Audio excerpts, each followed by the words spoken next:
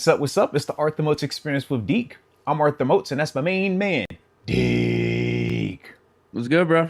Man, another day, another dollar, virtual as can be, but living the good life, man.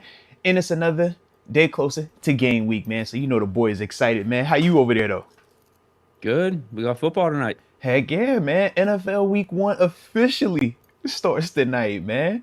Little Chiefs, little Ravens, AFC Championship game rematch, so definitely going to be excited. How you feeling about it, though, man? I'm just happy we got some football. I didn't really even think about the matchup. You got two good teams, Yeah. obviously. Where's it even at? I guess it's at Kansas City Yeah, because for they the won the banner. Super Bowl. Uh-huh. Yeah, it should be a good game. Nah. Should be a good game. Like you said, man, I like the fact we got, like you said, big brand teams, marquee players in terms of, Mahomes, Lamar Jackson, stuff like that. So, yeah, for a Thursday night, man, yeah, can't go wrong with that, baby. So I like it. Yeah, and then we got the Friday night tomorrow. That's gonna be yeah. pretty cool. The Brazil That's game, a good matchup man. too. Eagles Packers. Mm-hmm. But see, The thing about the Chiefs that's bugging me though, I'm going back to listening. tonight's game, is that the Chiefs might even be better than last year. They probably are on paper better than what they were last year. Now Offensively, Kelsey's they another should year be. older. Yeah, obviously Mahomes ain't taking a step back. They got better receivers. Xavier Worthy is way better than what they had last year. Yeah, now they got Juju back as their Yeah. fourth guy. He should be their fourth guy. If he's your fourth guy, that's not too shabby, especially looking back at what Juju did with the Chiefs, what he did with Mahomes. Like obviously there's some type of rapport and chemistry there. You still got Rice over there as It's well. unfortunate. They got some pieces, It's man. really unfortunate. I think the only bad thing you can say about the Chiefs going into this year is no team in the history of the NFL is three-peated. Like that's where we're at. I don't think we can say really anything bad about what they got going this year. I don't think they got worse. It's tough. It's either you got to hope they're a little lethargic and the winning has got to them and that history will repeat itself, that no team has three-peated. It's either that or other teams got to really step up their play. It's one or the other. Because right, that is the one thing, you know what, if you do look at last year, I do think the Chiefs team was worse compared to what their team's going to be this year. Okay. But I think the AFC is going to be better because a lot of these quarterbacks are going to be healthy. Dude, I lost you. I lost your volume. I don't know what happened.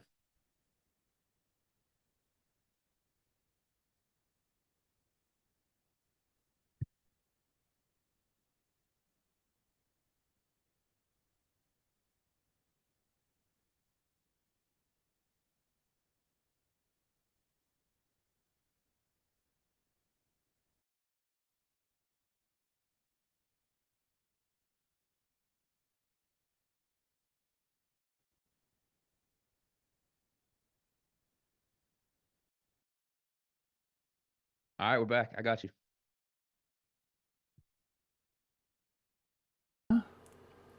There we go. Now we back. You got me good now? Yeah. There we go. Shout out to technology, man. Sometimes it gets weird on us, man, but we not rookies in this technology game anymore. So I likes it, baby. Yeah, what were you saying though? Shoot. Oh my goodness. I was saying now the AFC, a bunch Oh of yeah, with the AFC quarterbacks, are going to be healthy. Because I was saying now Aaron Rodgers is back in the building, man. And every time Joe you're Burrow, talking about Justin him being Herbert. back, that changes a lot, man. And I just think, man, when you throw in some of the new quarterbacks as well, it's like, yo, it should be tougher on paper, man. I also think in terms of that division, AFC West, we talk about the Raiders. They should be a lot better this year also. So if that is the case, maybe they challenged, Kansas State a little bit, man, as well, man. So that's the part where, and Harbaugh too over in with the Chargers. Yeah, so Harbaugh, it's like, man, CJ Stroud a lot of going that into year should, two. I'm hoping there's some Trevor of that Lawrence got offsets hurt it, in man. the second half of last year. Russell Wilson, new situation, presumably a better situation than what he had going in Denver. Now Sean Payton's got his quarterback in Bo Nix, so maybe that will be a better situation with the Broncos, and they could challenge the Chiefs a little bit better in the AFC West. Although Russ got one on Mahomes last year. Yeah. So I don't know how much better you're going to do than going 1-1 with the Chiefs. About to say, man, sweep them. Come on, man. Yeah, Beat them in the playoffs when it counts the most. Yeah. Yeah, but yeah, it's just unfortunate when you look at the Chiefs roster and you're just like, man, I don't think they got worse, and Yeah. they won the Super Bowl last year, and that was probably the worst team that Mahomes has had I was up about to to this say, point. like, I felt like that was Mahomes having to do his most heavy lifting, but it's like we know what he's capable of, and now you're giving him a little bit more weapons. So we will see, man. But we Their know, defense might, you know what? Their defense might be a little bit worse. They lost what's his face, Snead over to the Titans. yeah. But they feel good about the young guy that's replacing him. But to say the Who is same, it? I'm drawing a Did blank on they my pick man's someone up? name. No, he was a draft pick a couple of years ago, I want to say. I know they got McDuffie. Yeah, it was another dude over there that they're saying is supposed to be the same way L'Jarius Sneed took over for. Oh my god, because you think, man, the past couple of years, I mean, it was Marcus Peters initially, then from Marcus Peters it went to Steven Olsen, then from Steven Olsen, L'Jarius Sneed. You know what I mean? So it's like they feel like they have another one in that convo. That's what I'm saying. I don't know his name though off the top of my head, but that's supposed to be the thought process over there. Chris Jones a year older. We'll see. Obviously, you know, that's their main pass rush guy up front. But they got some people over there, man. They do got some people still on Do defense. do any of these names ring a bell? Joshua Williams, Chamari Connor, Jalen Watson, Najee Johnson. That's who they got. About to say, not off the top of my head, man. Because like I said, we know McDuffie, but we'll see, man. We will see. Yeah, they lost Willie Gay. So you know, yeah, defense, but offense should be better. Hey, he said, and they got to stay healthy. We know that's going to always be the big thing because they're one ankle, something wrong, changing the whole dynamic. And obviously, we know we can say that about a lot of other teams, but with that team specifically, we know they are heavily dependent upon Mahomes being out there and him doing what he has to do, man. So, like you said, it's gonna be a good one though, man. I'm excited for the season to officially be kicking off, man. And then we got the Friday matchup. How you feeling about that one? We know obviously we'll talk. Who do we want to win tonight for the Steelers? So yeah, that's Probably the Chiefs, tough. actually. That's tough. It's probably the Chiefs. Yeah, but no, we don't want them to get confident early and start getting the lead early, getting wins early. No. We want them to suck too. Maybe we get a tie. Have it end in a tie. Yeah, I think I'm going with the Chiefs. I'm just going to concede that the Chiefs are going to be good, and obviously they'll be in the mix for the 1 seed. But for the Ravens to start off the season with a loss against the AFC, I think that'll do better for us in trying to get this division. For sure. Hey, I think that's what I got to go with right now. all right. Unless someone can convince me otherwise. Okay. Well, I'm gonna wait, man. Like you said, I'm gonna take some time to marinate on it. When we make our picks at the end, though, I feel like I'm gonna put my feet to the fire then. But right now, I'm like, no, man, I don't know who I want just yet. Tie is what I like the most, though. Give me a tie, cause yeah, I don't want the Chiefs getting an extra dub out here, man. Nah, we don't need that. Definitely don't need that in our lives. What were you saying though? Were you talking about Friday's game? Yeah. So with Friday game, how do you feel about that one? And I was saying, obviously, we'll talk about it more in depth when we get to the picks and stuff like that. But in terms of just how you thinking about that Friday matchup? First matchup in Brazil, first Friday night matchup to start That's the what I'm season more off as excited well. about. Just Like, what do the vibes look optically, like it's gonna be crazy. in a Brazil game where we're down in South America like that? I don't know. It'll be cool. I'll be interested to just see what some of the camera shots are, like what's the branding, what's the graphics. Yeah. I'm sure the graphics are going to be the same, but who knows how They're could gonna put have some type their of own like new little some type of twist spin on on it. it. Yeah. That's what I'm more excited about. This is a good matchup though too. Yeah. I wonder if the Eagles are actually gonna be good again, or they're just gonna. Don't you do that. Don't you do that. Don't you do that. But Come I'm being on, man. serious. Though. No, I'm being don't do serious. The vibes that. were terribly down bad after last year, and I think part of that too was them not having their OC from that Super Bowl run. Which we would agree. Yeah. Dude that went over He to went over the to Colts, the and like Colts. Sirianni took over the play calls and everything. Mhm.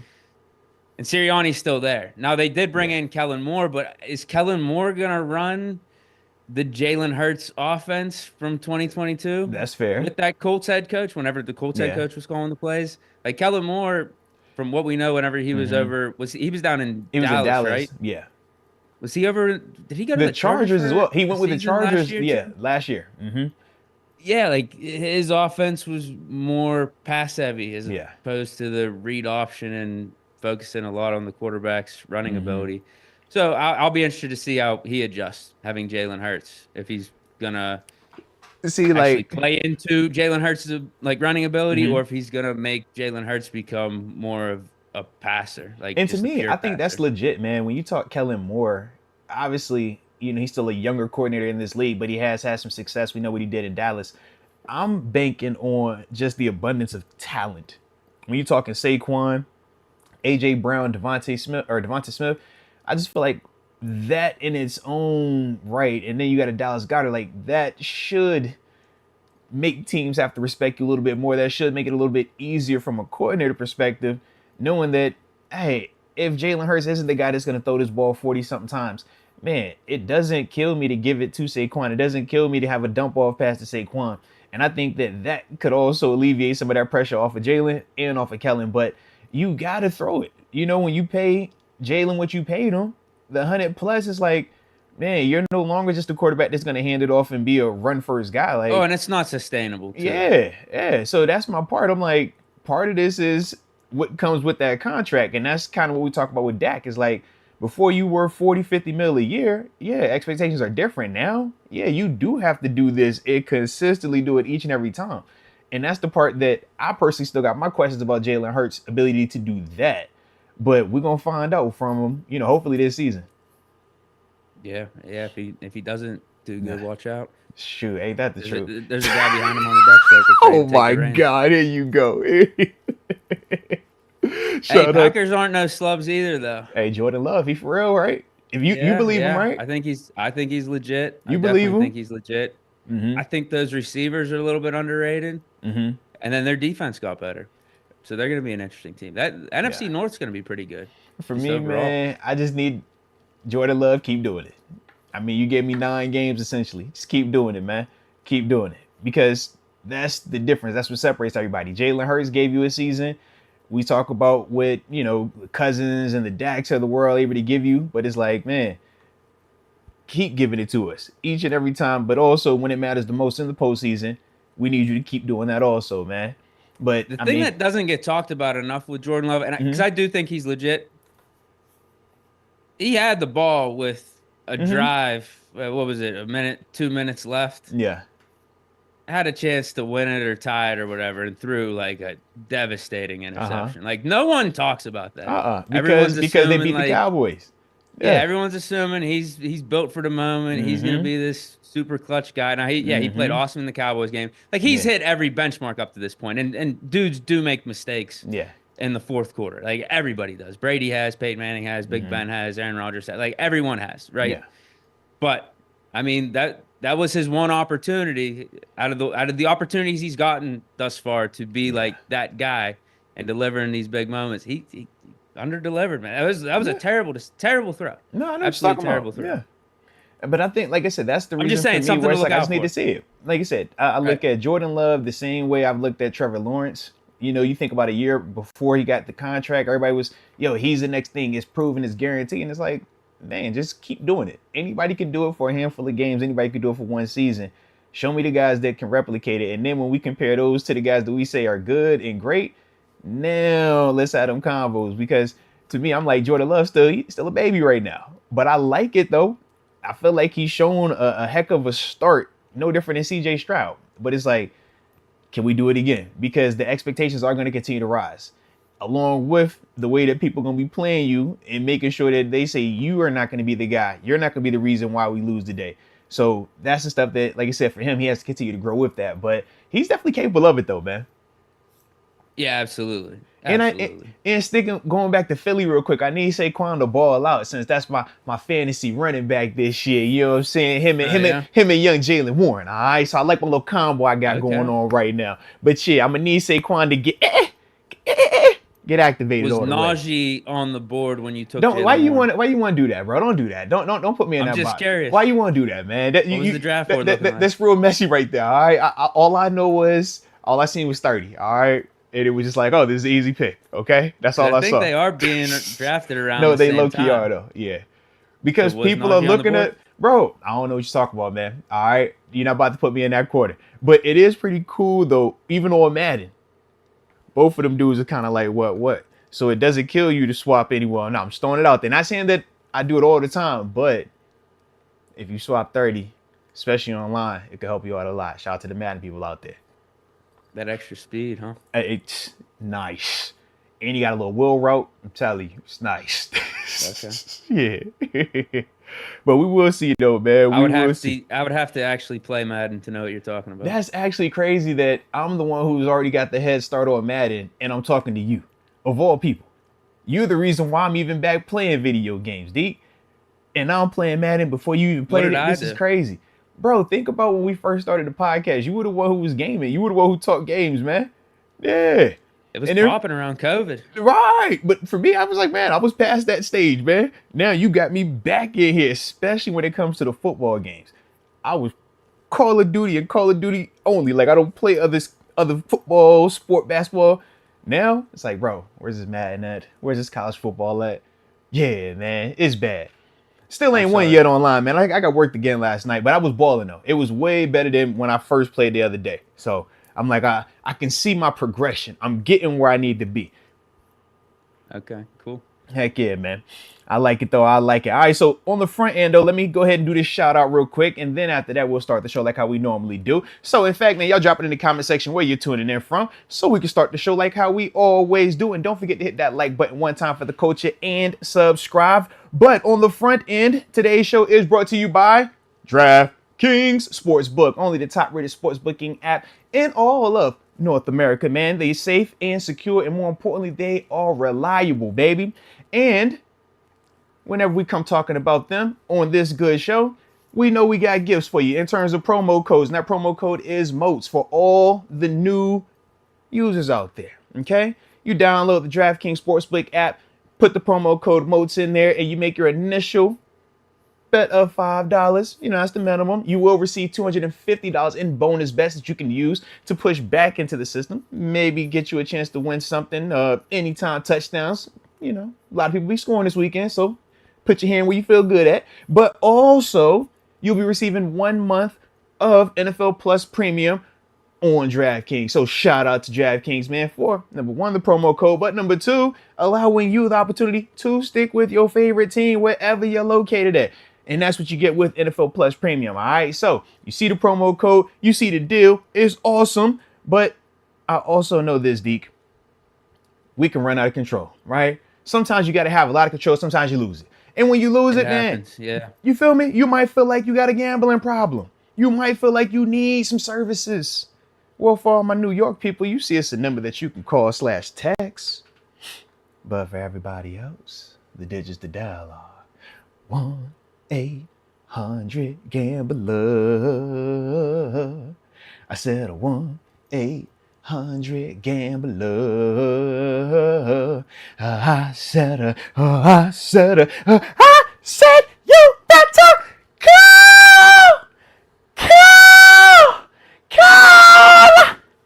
1-800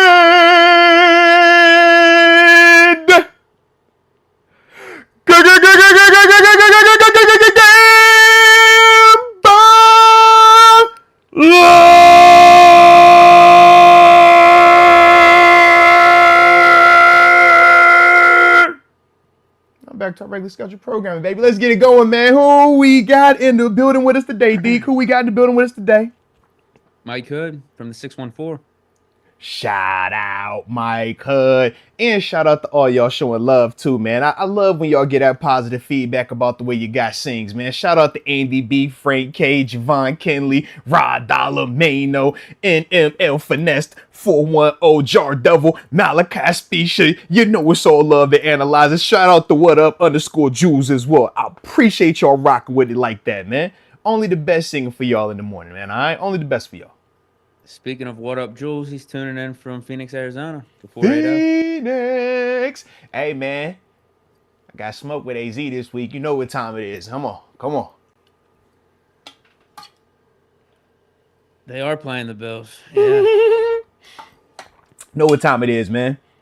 We're on like AZ this week. We're on like Atlanta this week, man. Right, come on, man. Come on. Moats alumni bowl. Yeah, I'm more of a blue and red alumni than a red and black alumni. All right, so just throwing that out there. Just plant the flag.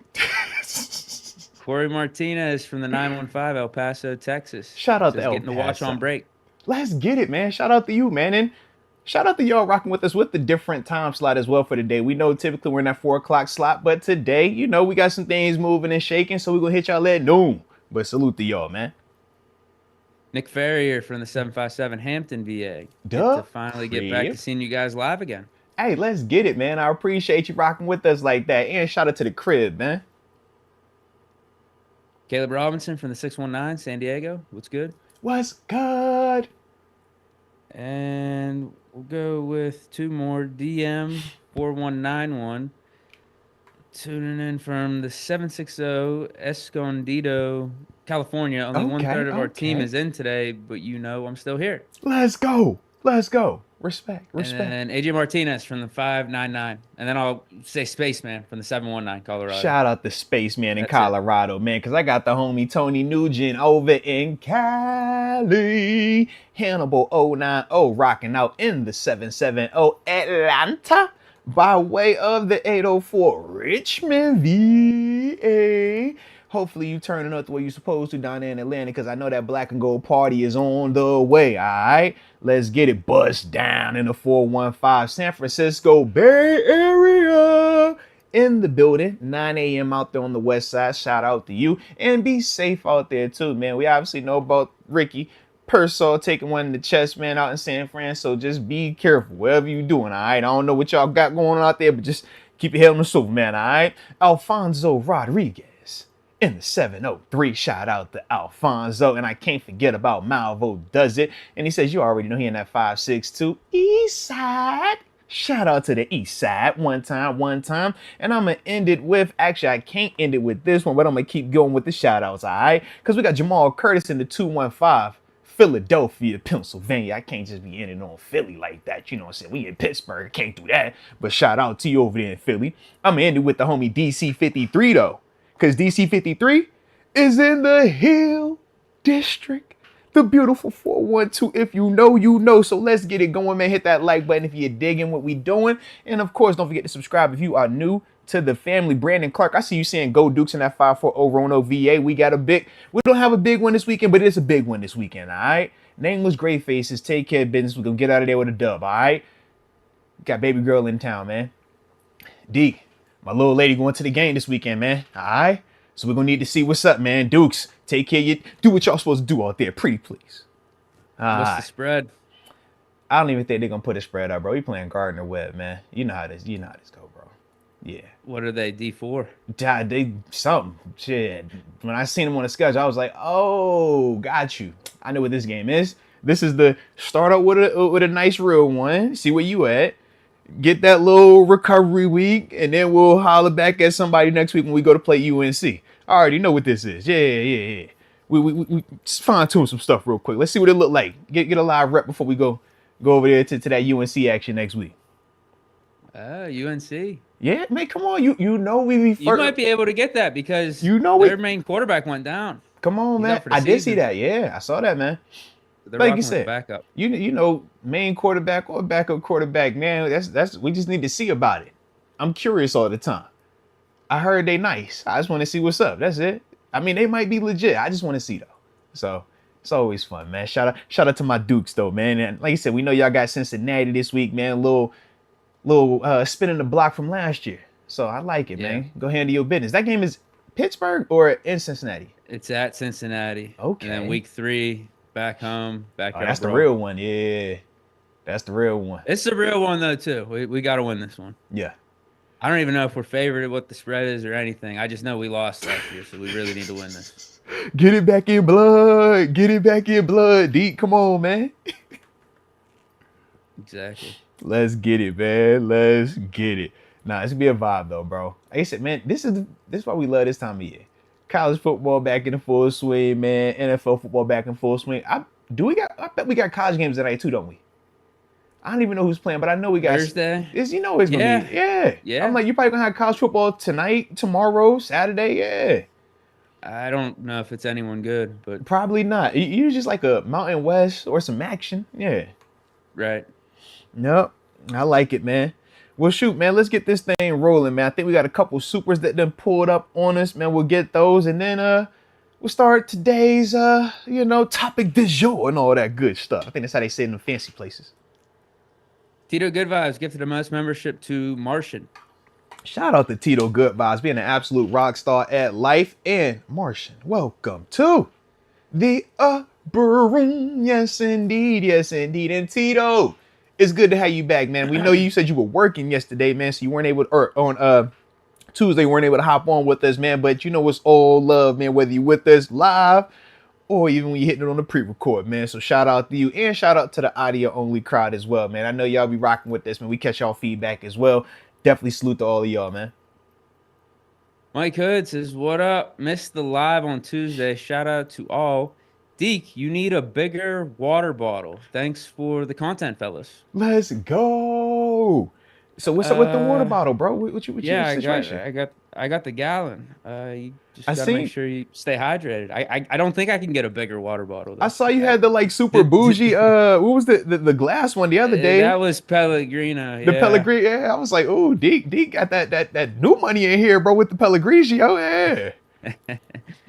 Or Pellegrino, excuse me. Yeah. I don't think I can get like a gallon and a quart water bottle or a gallon and a half water bottle. I think gallon, that's the highest you could go. Yeah, like jug. Actually, something you can carry around and without it looking like drinkable crazy as is. Yeah. Right.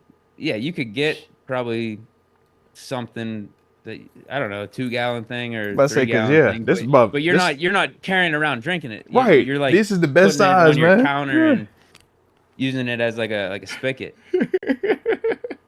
Where you're like grabbing a glass and getting water from it. So I don't know if anyone knows about a gallon and a half water bottle or gallon and a quarter water bottle. Let me know. I'm not really interested in it, but I would just be like you. That's gonna feel heavy a little bit too, bro. Yeah, exactly. Mano just let me know Cincinnati is favored by 1.5 over Pitt. Okay, that's fine. All right, okay. That's fine. I like the underdog mentality. Oh, got a little dog action. That's just because y'all on the road. If y'all was at the crib, yeah, I like man, that. Be flying under the radar. Yeah. I do. Mike Hood, or no, I just read his. We got 2 more here. Fisher Momentum saying, yo, official ambition at Rivers Saturday at 8 p.m. Come through. You heard what he said, man. Pull up on him, man. 8 p.m., man, at the Rivers. And it's always a vibe over there too, man. So y'all definitely need to check it out. Steeler Nation on fire. Let's do something new this year. We should pray on every game this year so God can lead the Steelers to the Super Bowl. There it is. Hey, man, we always say whatever you do to prepare yourself for a game, man, do that. Nobody is stopping you from praying, man. And I don't care if you praying to God. I don't care if you Muslim, Jewish, whatever, whoever you need to talk to, whatever you do for your spirituality, man. Talk to him. Even AB said it. Remember, everybody say AB crazy. AB said, call God, man. All right. So whoever you got to talk to, man, to make sure that you are aligned and enlightened and on the right path, man, you do that thing, man, for the culture, baby, for the culture. Shout out. Mike Hood says Mountain Valley spring water makes a 2.5 gallon glass bottle. A 2.5 gallon? God, dog. I'm not carrying that around. I was about to say, like, that's very inconvenient. Yeah. You're not putting in no cup holder. That just throw that out the window right now. That's gonna need a seatbelt if you're driving that thing, man. 2.5 gallons of water. God. Yeah. Who knows? Maybe you'll see me rocking at one of these shows. Oh Lord. Oh, just to take. That was a Mike Hood comment, right? Yeah. Just to take Mike Hood up on the challenge. I like it, man. I like it. All right, and I think we are caught up on supers, correct? I don't see anything on my end. Do you? Yeah. All right, let's get into this first topic then, man. Because we did say it is a game week, and I probably should have flipped this, man, done this at the end. But you know what? It be like that sometimes. So let's get the preview rocking on the front end. Now, Deke, since this is our first time in the 2024 season doing an official week 1 game preview, I got to talk to you about it, man, because I know last year, we were started off and we set the scene, man. We turn it over to you and you give us how you feeling about this matchup, man, what you like, that storyline, how it's going to play out and everything in between. Is that still the case? Can we still get that? You still feeling like that, man? Or how you vibing this year, man? We did that last year. That's how we did it last year, bro. Man, we gonna do this. Kenny gonna throw for that. This guy gonna do that. That's what you was doing. I just ain't know. I ain't know how you felt, man. Sure. That's fine. Yeah, I'll give my general idea of how I think this game's gonna go. But to say, because you know me, I'm over here like, man, I got just matchups that I'm looking out for. But other than that, baby, prediction. We talked about our strengths and weaknesses with this thing. Yeah, that's fine. So I think we are gonna try to run this ball, and I'm still going back and forth on how much success we're gonna have. But the more I look at this Falcons roster, it's almost going to be impossible for us not to get something going on the ground, I feel like, with their front seven.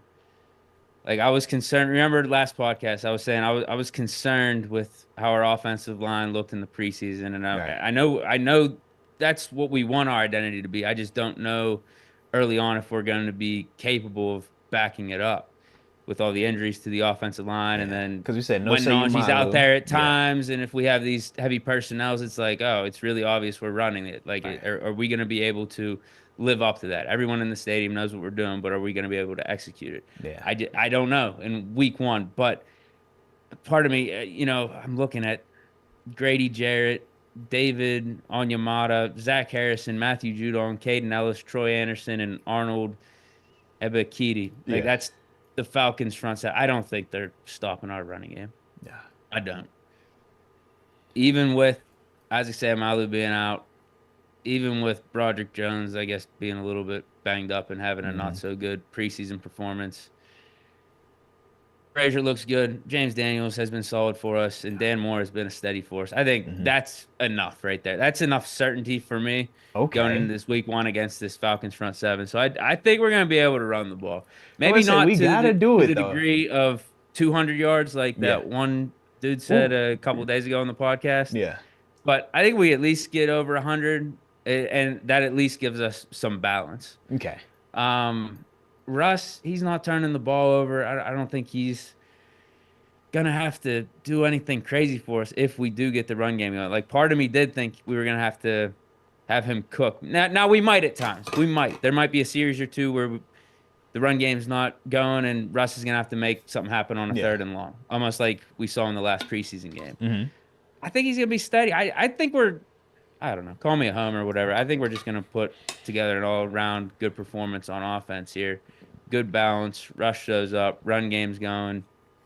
We get Pickens involved early and often because that's what we've been trying to do, and that's what we saw whenever we were out at training camp. That's what we saw in these preseason games. It's not only that we'll get Pickens the ball down the field.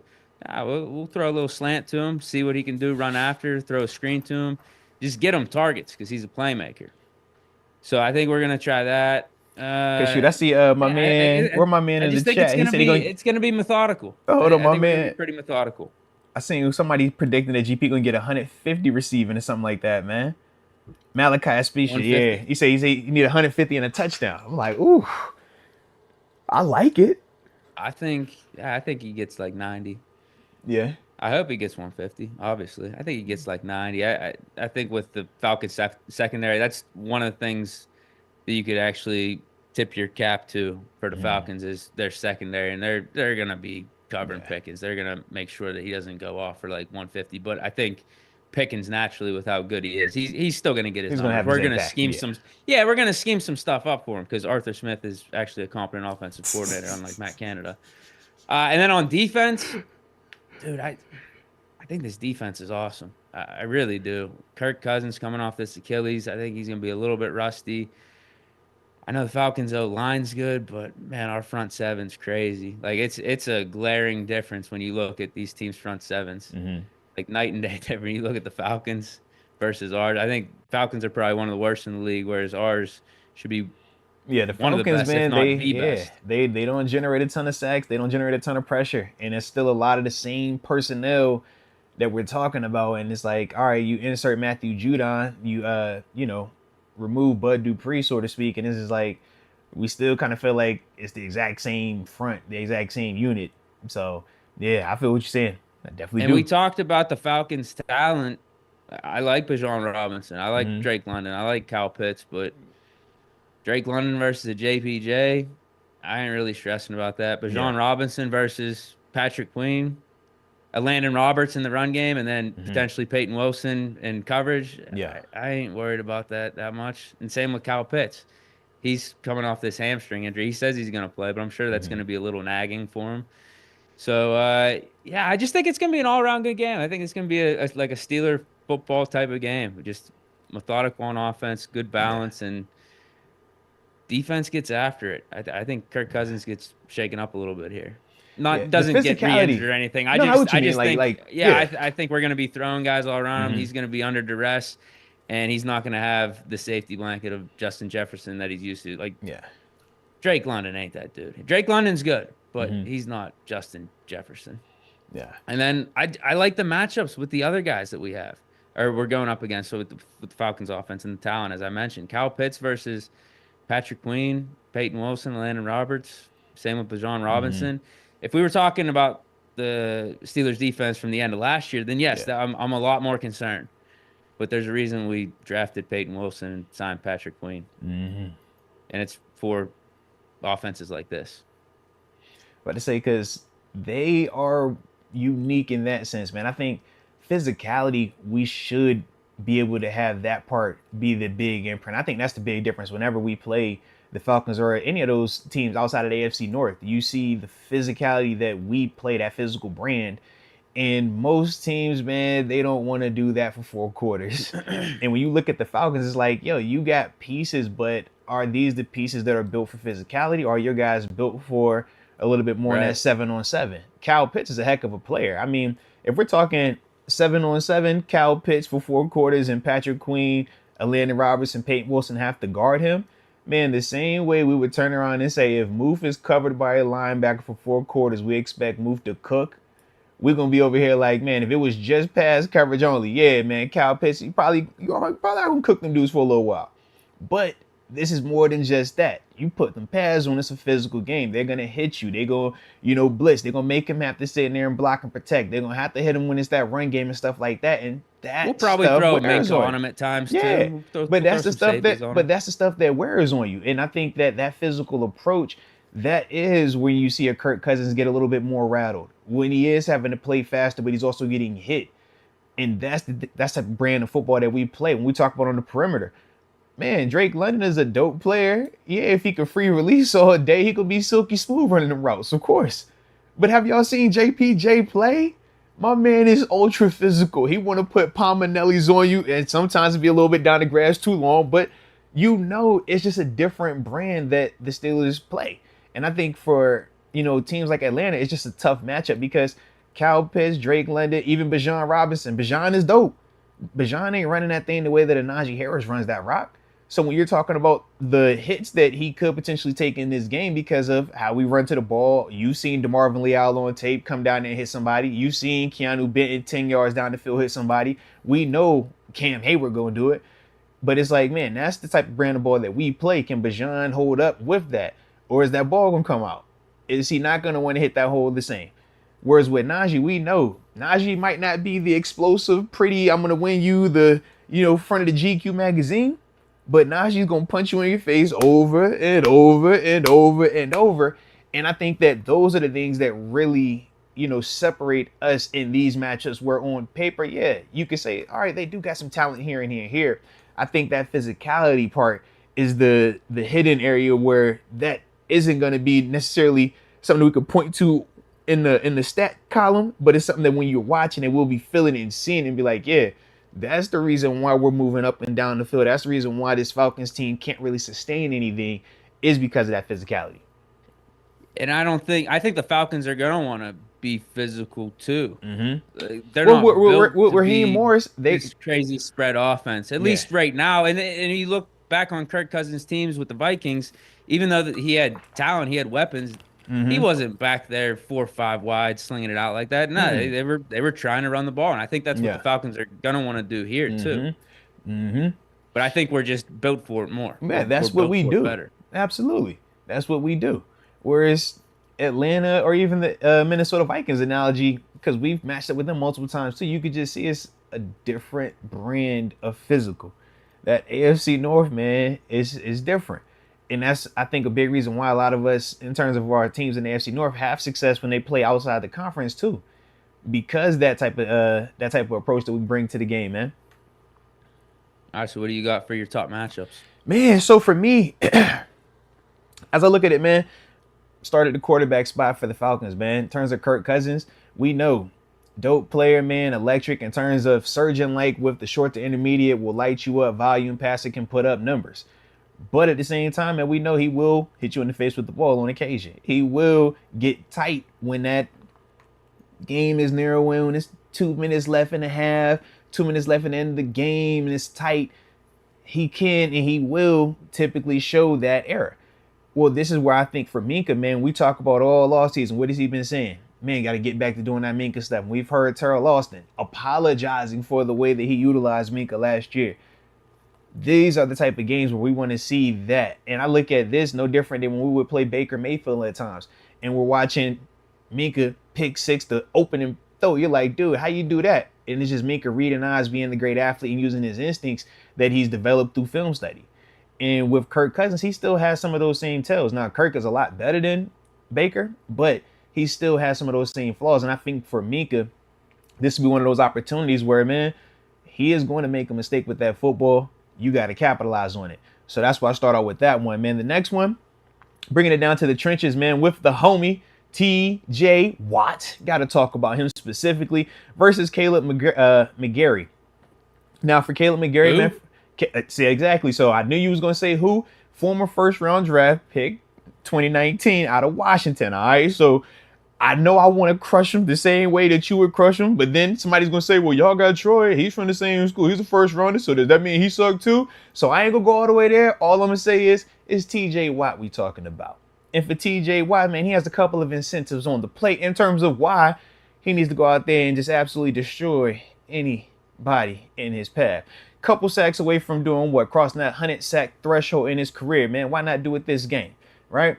We also talk about T.J. Watt trying to get this Defensive Player of the Year award for the second time in his career. Well, we know he's going to need to start hot, so that way we can keep that media storm that's brewing for him going the whole way. Otherwise, we know he's fighting the Cowboys and he's going to be fighting the Myles Garrett love affair.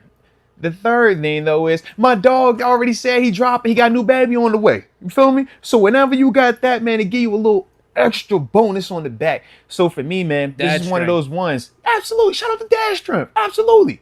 So this is one of those ones where I'm like, TJ, man, I don't care if this dude's a first rounder from 2019. TJ, you're a first rounder from 2017. So guess what? You're better. How about that, man? And you've been better. Everybody knows this, but go out there and you got to have that effect. And I feel like that has to be the thing that is constant as well, because with Kirk, he's a rhythm guy. With Kirk, he wants to have that back foot hitting that ball out on schedule. TJ's the guy that wins, and he wins in a hurry. So that's why I'm like, yo, let's get this one going, man. Let's get that fired up. And I like that a lot for us. After that, man, you brought up the man Kyle Pitts. Heck yeah, we got to talk Kyle Pitts. I isolated it to Patrick Queen, man, because I know he's going to get the lion's share of it. I'm sure Minka's going to get some work against Kyle Pitts. I know on occasion, Peyton Wilson will come out there and get some work against Kyle Pitts. For me, this is one of those ones where I don't know if any of these guys are going to just completely blanket Kyle Pitts, because we know what Kyle Pitts is. It's the reason why he was drafted. He is a wide receiver that plays tight end. So his skill set is designed to catch passes and do that type of stuff. But the areas where we have to win are when we can be physical with this dude. When he does catch anything, man, make him have to hold on to that football, hitting him, driving him to the ground. I feel like those are the things that make Kyle Pitts not be as impactful. We know he is leaking some oil. I know he downplayed the hammy the same way Jaylen Warren downplayed his hammy. But it's like, man, it had to be something. Jaylen Warren had a lot more time to recover and get ready for week one. Well, my thing is this. It has to be something, because otherwise the team wouldn't have talked about it. Nobody would talk about it unless it was something. So I'm like, in that capacity, man, we're going to find out to what level it all the way is good. But regardless of that, I feel like, man, with Patrick Queen, this is what you were brought here for. This is what you was paid for. And this is your first chance to prove not just to Steelers Nation, not just to the Baltimore Ravens and Roquan Smith, but also to yourself that you can And you are that type of dude that is a every single down player, that it don't matter who you playing against, you like that. Because we feel like you are. So it's like, go out here and show it. But with Kyle Pitts, man, the physicality has to be there. You got to bump this dude, make him feel uncomfortable, because if he can just do the pretty running down the grass without getting touched, he's going to be a handful to deal with, man.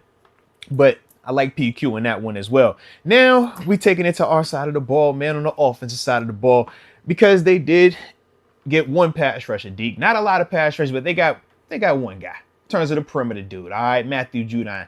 This ain't no shot at Grady Jarrett. Shout out to Grady as well.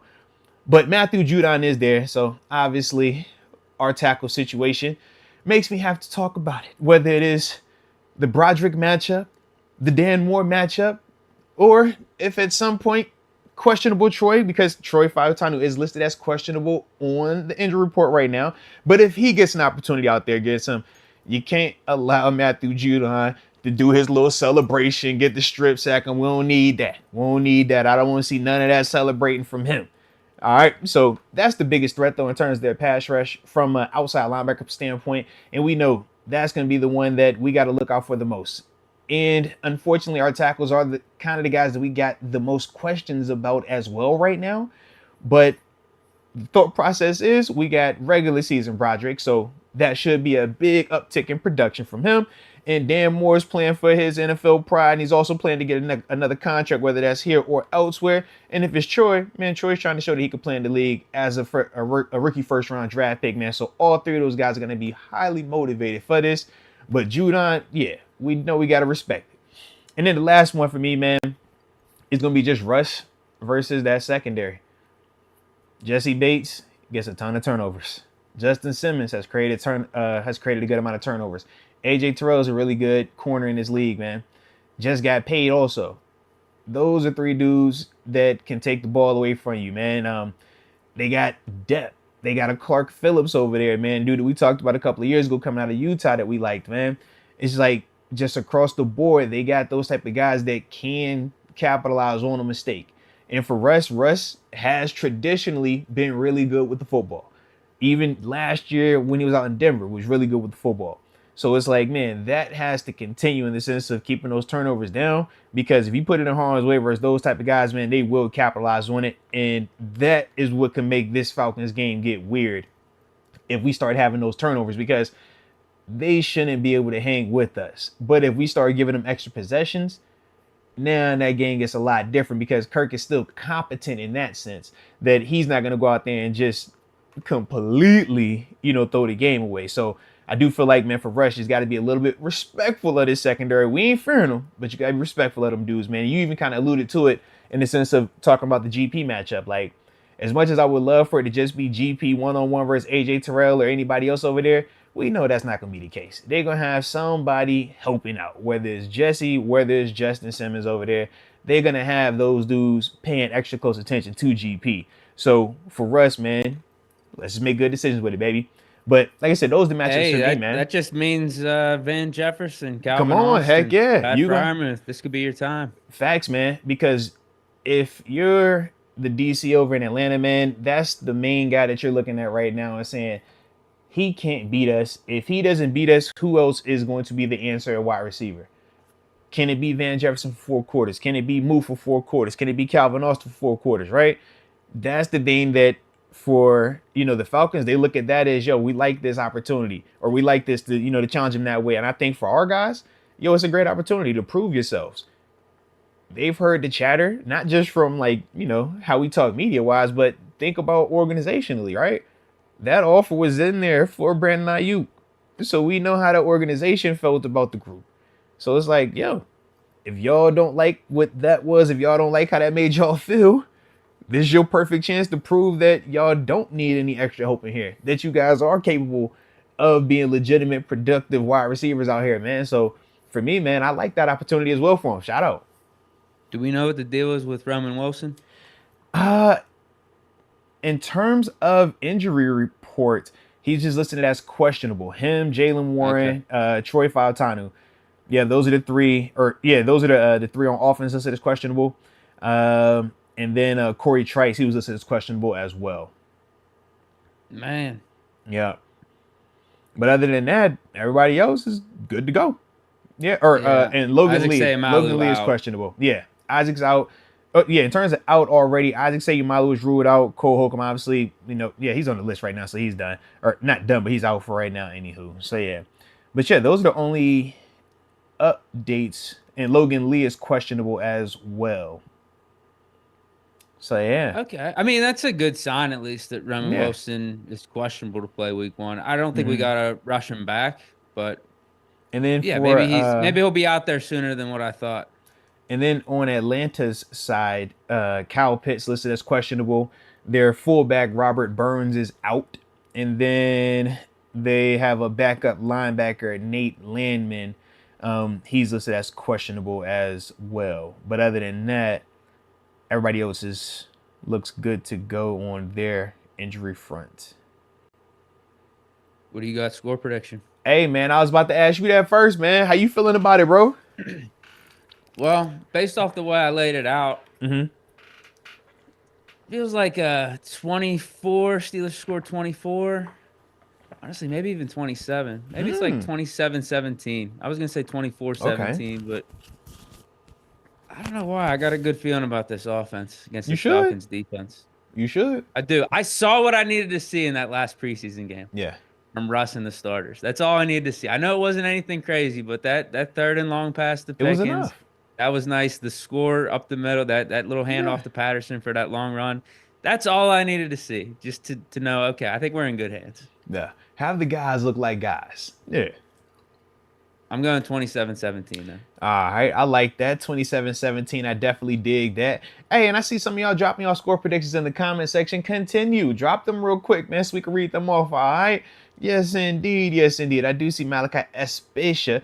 I be butchering your last name every single time. I hope you forgive me. You know it's all love. He dropped a 24-13. Steelers Nation on fire, giving us a 27-20 Steelers.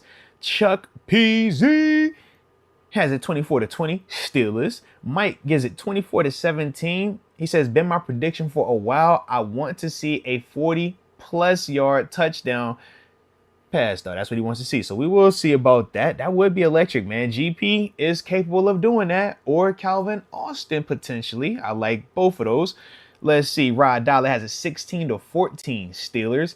Big Spoogie. Saw the Big Spoogie. 49-7 Steelers. Noriega has it 34-14. Oh, he's got to be that guy. Falcons. Huh? Oh my gosh. Yeah. Why yada. Shout out to Noriega. Literally, I was just about to say, it's week 1, so you know the chat, Steeler fan. Everybody's excited about this team. Everyone's saying Steelers, right? There's no negativity. And then that's what I was thinking. Got to be that guy. I was like, did that say 34? I was like, hold on, bro. That's the wrong name. What's his reason? I want to hear his reasoning for this. Come on, Noriega. Talk to us, man. Because last year, he was blaming Kenny. Because, Kenny was... Why does he got the Steelers losing this one? Why is he so down? Yeah. Maybe he says the Kenny Ripple effect. He feel like we still got some Kenny on us. You know what? I don't think he likes Russ. I think he's more of a Fields guy, now that I think of it. Waiting to see. Let's see. Brandon Griffin has a 31-16 Steelers. Frank K 20-17 Steelers. Buck Knoll. Yeah, he's got 24-10 Steelers. Let's go. Yeah, come on, Noriega, man. Oh, he probably typing something up real quick. Oh, he says, I'm not a believer in Russ. In Russell, excuse me. He called him by his government. Jeez. Shout out to Noriega. Does that have anything to do with us giving up 34 points on defense? I was about to say, is Russ throwing pick sixes? Is that what you saying? Because I was like, our defense can't be that bad that we giving up 34 to the Falcons in week 1. Yeah, can't he have us losing like 20-14 or like 17-14 or something like that? Hey, or even 20-3. We just can't score. But don't let them score 34 on our defense. Yeah. I have faith in this defense. Heck yeah. This defense should be legit. X Concepts does as well. He says the first touchdown of the year will be by the Steelers defense. I like that. Noriega says that cornerback room is suspect. Come on. Okay. We're talking about just our third cornerback. Okay. Our 2 outside guys are solid. Our safeties are good. Jeez. And I like the potential rotation we could have for our third cornerback. It's just they're all unproven, but Trice, Rush, and Beanie Bishop, they all got upside. They all got something in their game. No, yeah, you can say, man, we I don't see, care like, about no midway through, upside. oh, wow, these guys got a spot. These guys have carved out a little niche. Hey, go ahead. Now, see, Noriega's contagious. Now we got Simeon McDonald's. It says 17-10 Falcons. See, you know what I'm saying? But at least that is more of all right, our offense is struggling to score. That's what that sounds like, but our defense is still our defense. You know I need my defense right, man. Don't have our defense out here giving up 30 plus in the first game. Y'all gonna have me over here hot and sweaty, man. I don't need that. No. Okay. Noriega doesn't think Beanie Bishop is ready. I'm not saying for certain that he is, but I mean, that's think fair. The Steelers are going to protect Beanie Bishop / that position. Yeah. It is our weakness, but I think we're going to have some workarounds and figure it out. Yeah. And I do agree. The same way we talk about the Falcons doing certain things to mitigate George Pickens' ability to take over this game, by making sure that they're going to have somebody pressing up on them, putting hands on them. They're going to have, rolling coverage over top to just make sure that it's two guys or eyes accounted for him. We're going to do similar things to help out Beanie Bishop, man. We're not going to just have Beanie out there, completely hung out to dry saying, man up, do what you do for 4 quarters. I know it's your first time starting in the NFL, rookie. Have fun. Like, nah, we ain't going to do that. Yeah, we might not even have him out there. Yeah, that's what I'm saying. Like, you might mess around and see more. Yeah, I'm about to say you might see the 3 safety look, but instead of them going to nickel as often. And they might try to say, okay, Casey, you come out here and play a little bit more. They got some flexibility with that, where it does give you a little bit more of a bigger physical approach. And we know with Atlanta, especially with Kirk Cousins, it should be more of a bigger personnel grouping set just because Kyle Pitts, right? We know Kyle. They're going to want him on the field. That's a tight end still. We know with Drake London, man, that's not the guy that we're worried about necessarily, like we said, down the grass killing us, and they don't have this robust group of receivers where it's just, 5 wide all the time. We're going to see a lot of 12 personnel. They employ a fullback still. Remember, their guys is already hurt, but it's a little bit some similarities between how both of our offenses are going to try to attack with that running the ball play action. Just for us, it's more of a GP. Whereas for them, we feel like it's going to be more of that Cal. I feel like Cal Pitts more so than Drake London. But like I said, man, we could see that. I think we'll see that 3 safety look a little bit more. So, yeah, we're going to do certain things to help Benny out. And my thing is this. Why aren't we looking at everything else we got going for us on defense as opposed to just nitpicking that slot cornerback spot? I get it. You want to lock in on your weaknesses and improve them as much as you can, but look at the 10 other guys we're going to be having out there on defense. Like, holy hell. It's absolutely loaded. So I don't think this little slot corner question for us is going to absolutely tank our defense and have us giving up 30 points a game. Yeah, because I think we're going to work around it, but I also wouldn't be surprised if we do figure something out within like the first month, because some of those guys that could step up and be our third corner, they got talent. Like, I really like Corey Trice. I know he's not an inside guy, but if we get him out there and he's making plays, I'm sure we'll configure something where we bump Dante Jackson to the inside sometimes for certain formations. Darius Rush, I think he makes plays whenever he's out there. Like, he hasn't really let me down. And then Beanie Bishop. Yeah, I mean, he's an undrafted free agent, but there's a reason he made the 53-man roster. Yeah. About to say, so I feel like we're going to be all right. Like I said, plus TJ got to get this 100 sack, man. We need 100 career sacks. We need, 3.5? 3.5. So we need to get that done. So I need all that. So while TJ is hunting them sacks, man, that's going to help Beanie out as well. And we also got a Highsmith over there, too. And a killer kid who just got paid. We have Nick Herbig as our third edge rusher. Yeah. We have Peyton Wilson as our third linebacker. Man. We got a dude named Marvin Leal who we are pretty excited about because what he was doing this preseason in terms of making in-stadium plays. So we got options. We got some dudes, man. We got some dudes. Now, Delvore Johnson, I haven't forgotten my prediction. This is how we do it, all right? Deke on the front end, Chat in the middle, and then I, give you the rest of the sandwich, all right? So I got you. We just talking through it. I ain't forget. But yeah, Noriega had distracted us, man. Yeah, because everybody was telling us, Steelers, and it was like Noriega was like, whoa, wait, what's this? Kind of distracted us for a little bit. But for me, man, I like this matchup a lot for us, man. I feel the physicality is the difference. That's what separates us. There are some talented pieces over there. I am not gonna lie to you, man. It's like, yo, you can start over here if you wanted to, but our brand of football is gonna be more physical versus where I feel like they have a little bit more of the athleticism, but it's more for, like I talked about earlier, that 7-on-7 style of play. That brand isn't going to work versus us. And for that reason, I have it 23-18 Steelers. I do think, man, Kirk is going to find a way to get, Kirk going to do his Kirk stuff, man. And when he get going, man, he get that rhythm second, third quarter. I think they will be able to, get a touchdown or two.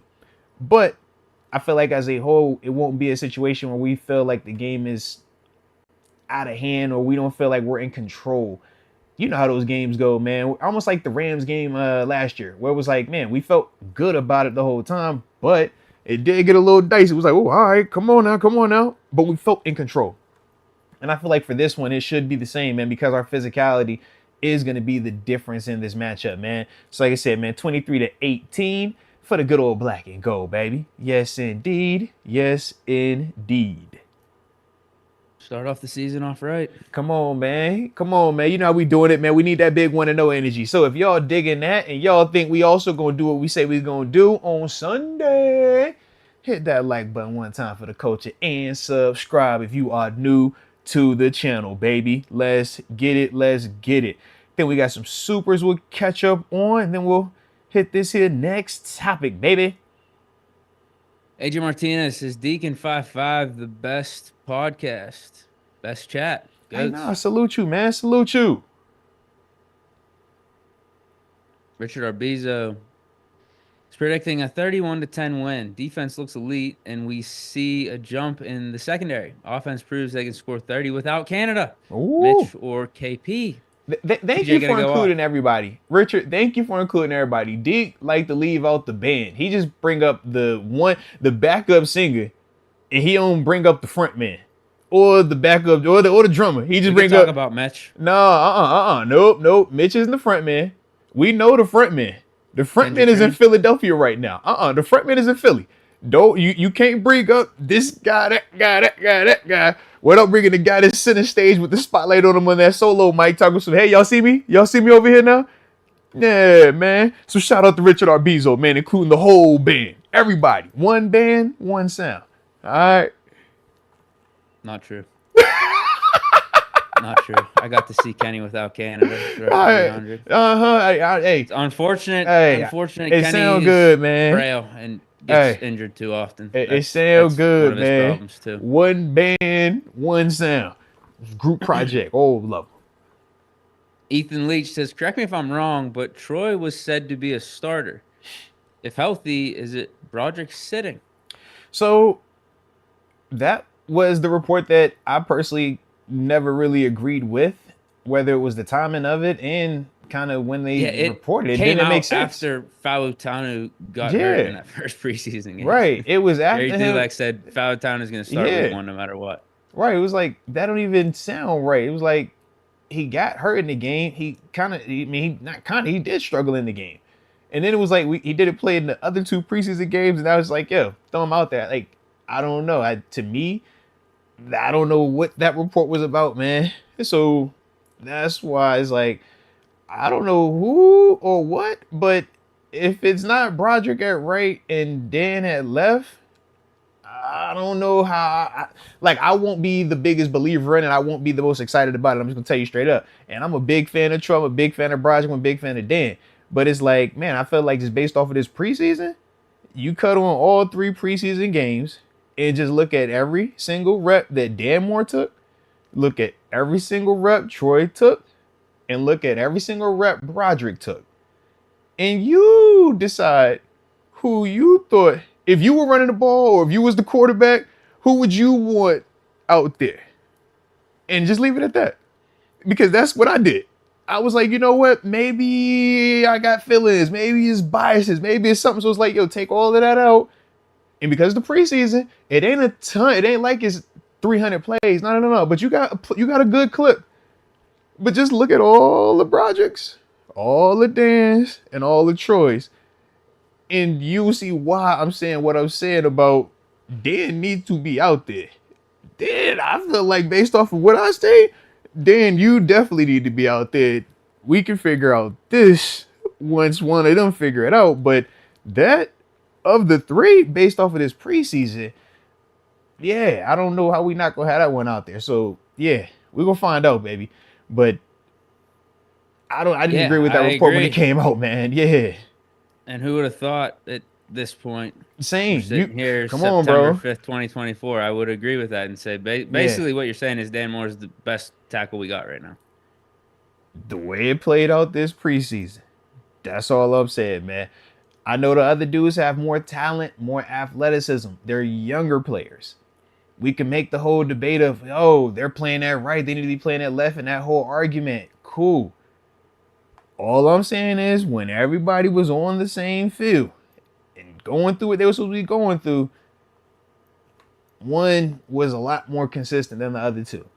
So, like I said, I don't know how we want to say it. I don't know how you want to do it. I know people got their feelings about certain people because of where they drafted it, and I get that. But some of this stuff, we're not even talking feet.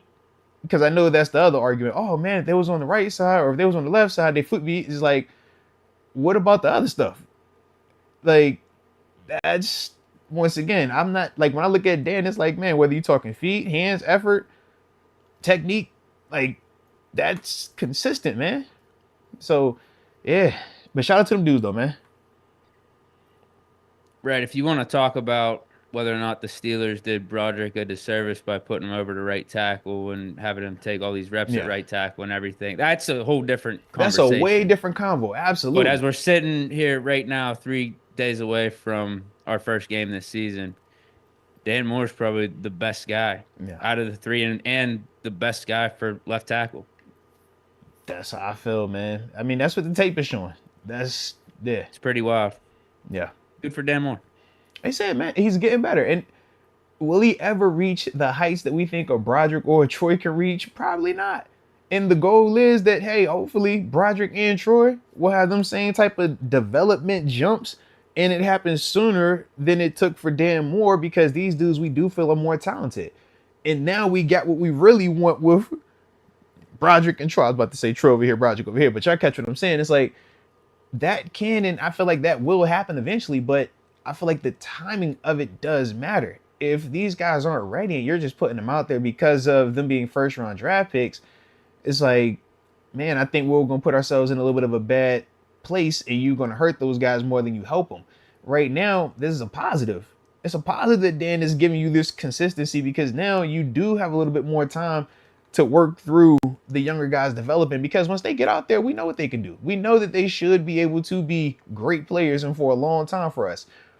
But you want to let them have that solid foundation before you just throw them out there, because once they're out there, as we talked about, it's hard to pull them back and now keep that confidence and everything. Like, it's just too much of the yo-yo. You can't do that. So we want to make sure that this time when they're ready, they're ready. And remember with Broderick last year, he didn't start week 1. He didn't start week 2.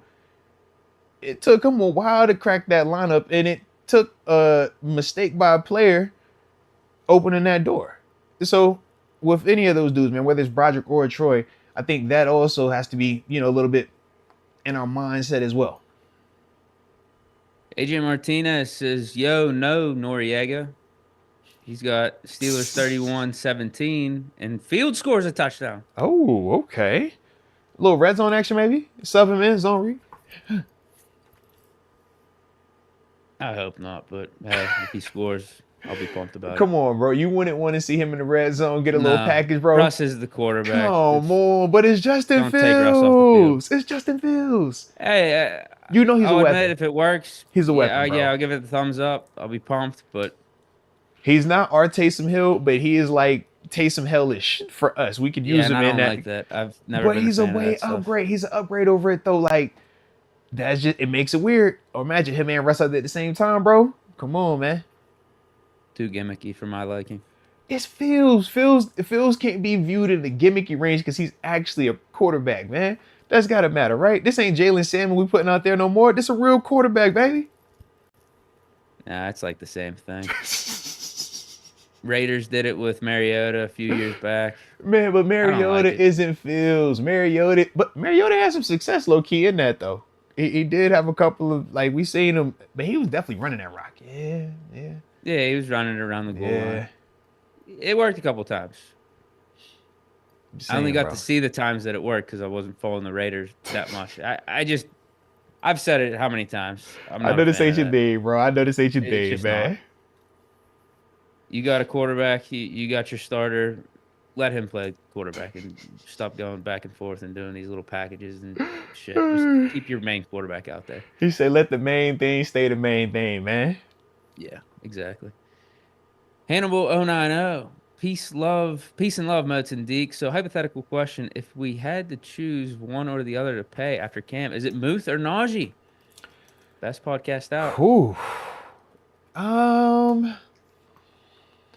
Well, obviously, I guess the financially smarter decision is to pay the tight end just because of that position and how it ages. But if we really going off of like the production element, I feel like Najee is the one who technically, in my eyes, warrants the extension more so than Muth at this stage.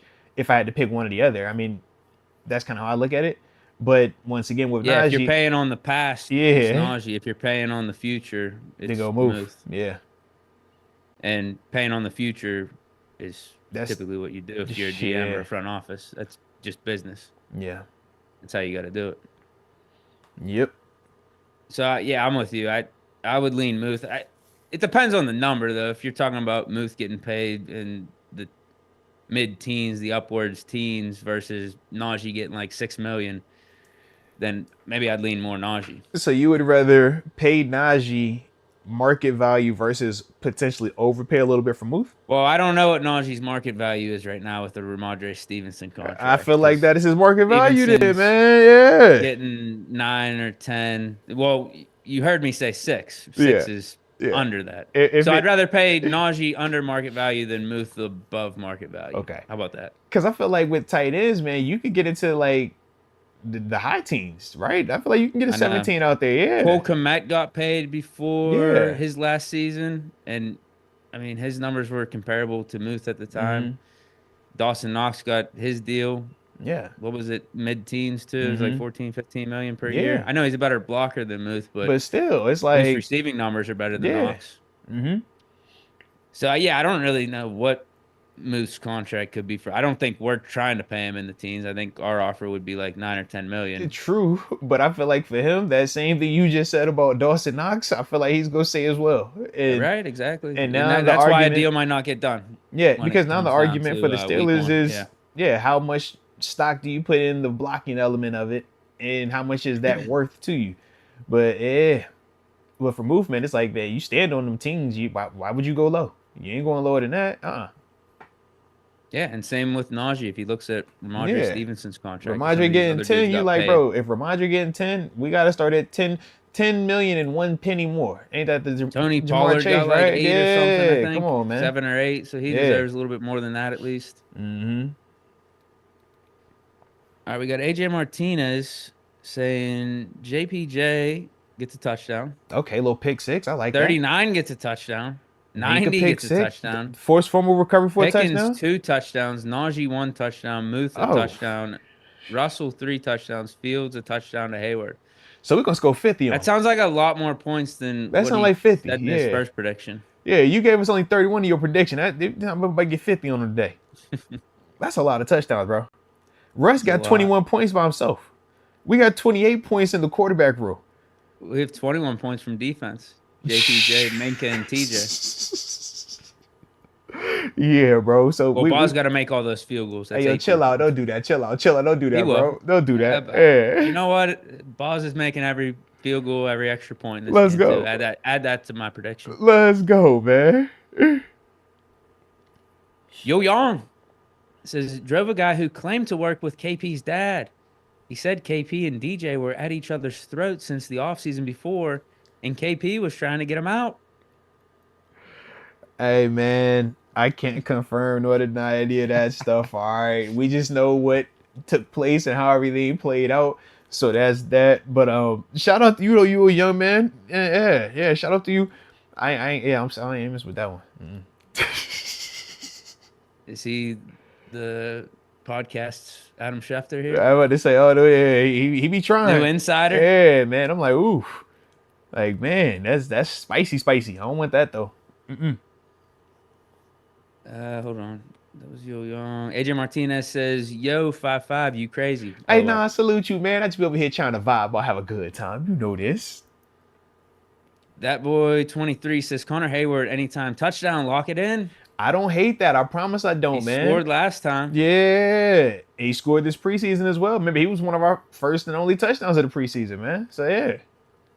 The Ironhead Hayward effect, too. The Swiss Army knife, man. You know we're going to get him active. Yeah, with and Big his Bro dad. just got the contract, too. Well, I was going to say, with his dad and the Falcons being Atlanta. his former team. He scored there 2 years ago. Was that his first NFL touchdown? Was that his first NFL touchdown when he scored that one versus the Falcons? It might have been. I feel like it was. Because I remember everybody was going crazy, and obviously the whole him and his father Ironhead connection and stuff like that. Yeah. Depending on the odds, it's probably not a bad play. Yeah, I don't hate that. Throw in there as a flyer. But I say, because he'll definitely get opportunities. Yeah. Yeah, if we get it down to the red zone, I'm sure he'll be out there for a couple formations.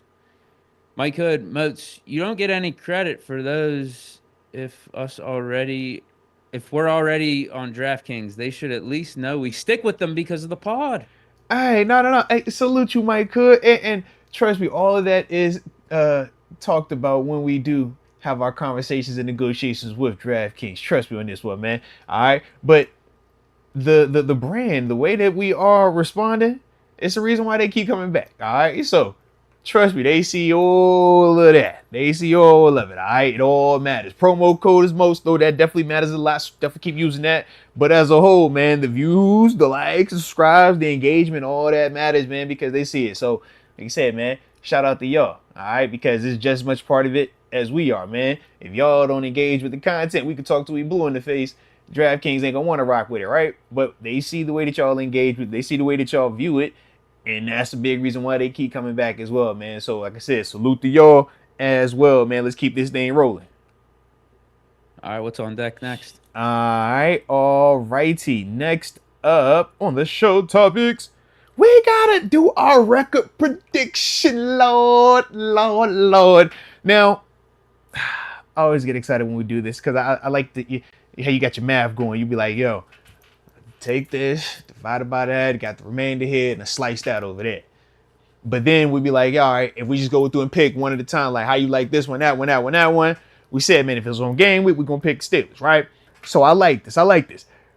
But, something that we always got to do, man. Y'all drop it in the comment section as well. Let us know your thoughts, your comments, your concerns, how you feel like the Steelers record is going to be this year, man. We got 17 of them games, all right? 17 of them things. But, Deke, what's your energy this year, man? How the squad gonna do? I got us 11-6. Okay. I remember I did my math formula back when the schedule dropped. Mm-hmm.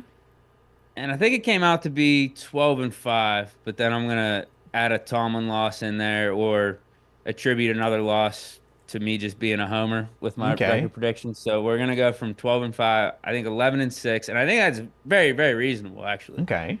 Very reasonable. We went 10-7 last year. Mm-hmm. With Mitch, Kenny, Mason, ton of injuries on defense. Matt Canada in there for half the season, then dual coordinator of Mike Sullivan and Eddie Faulkner, who actually I think did an admirable job, particularly with Mason at the end of the season. So we'll give them credit, no shot at them.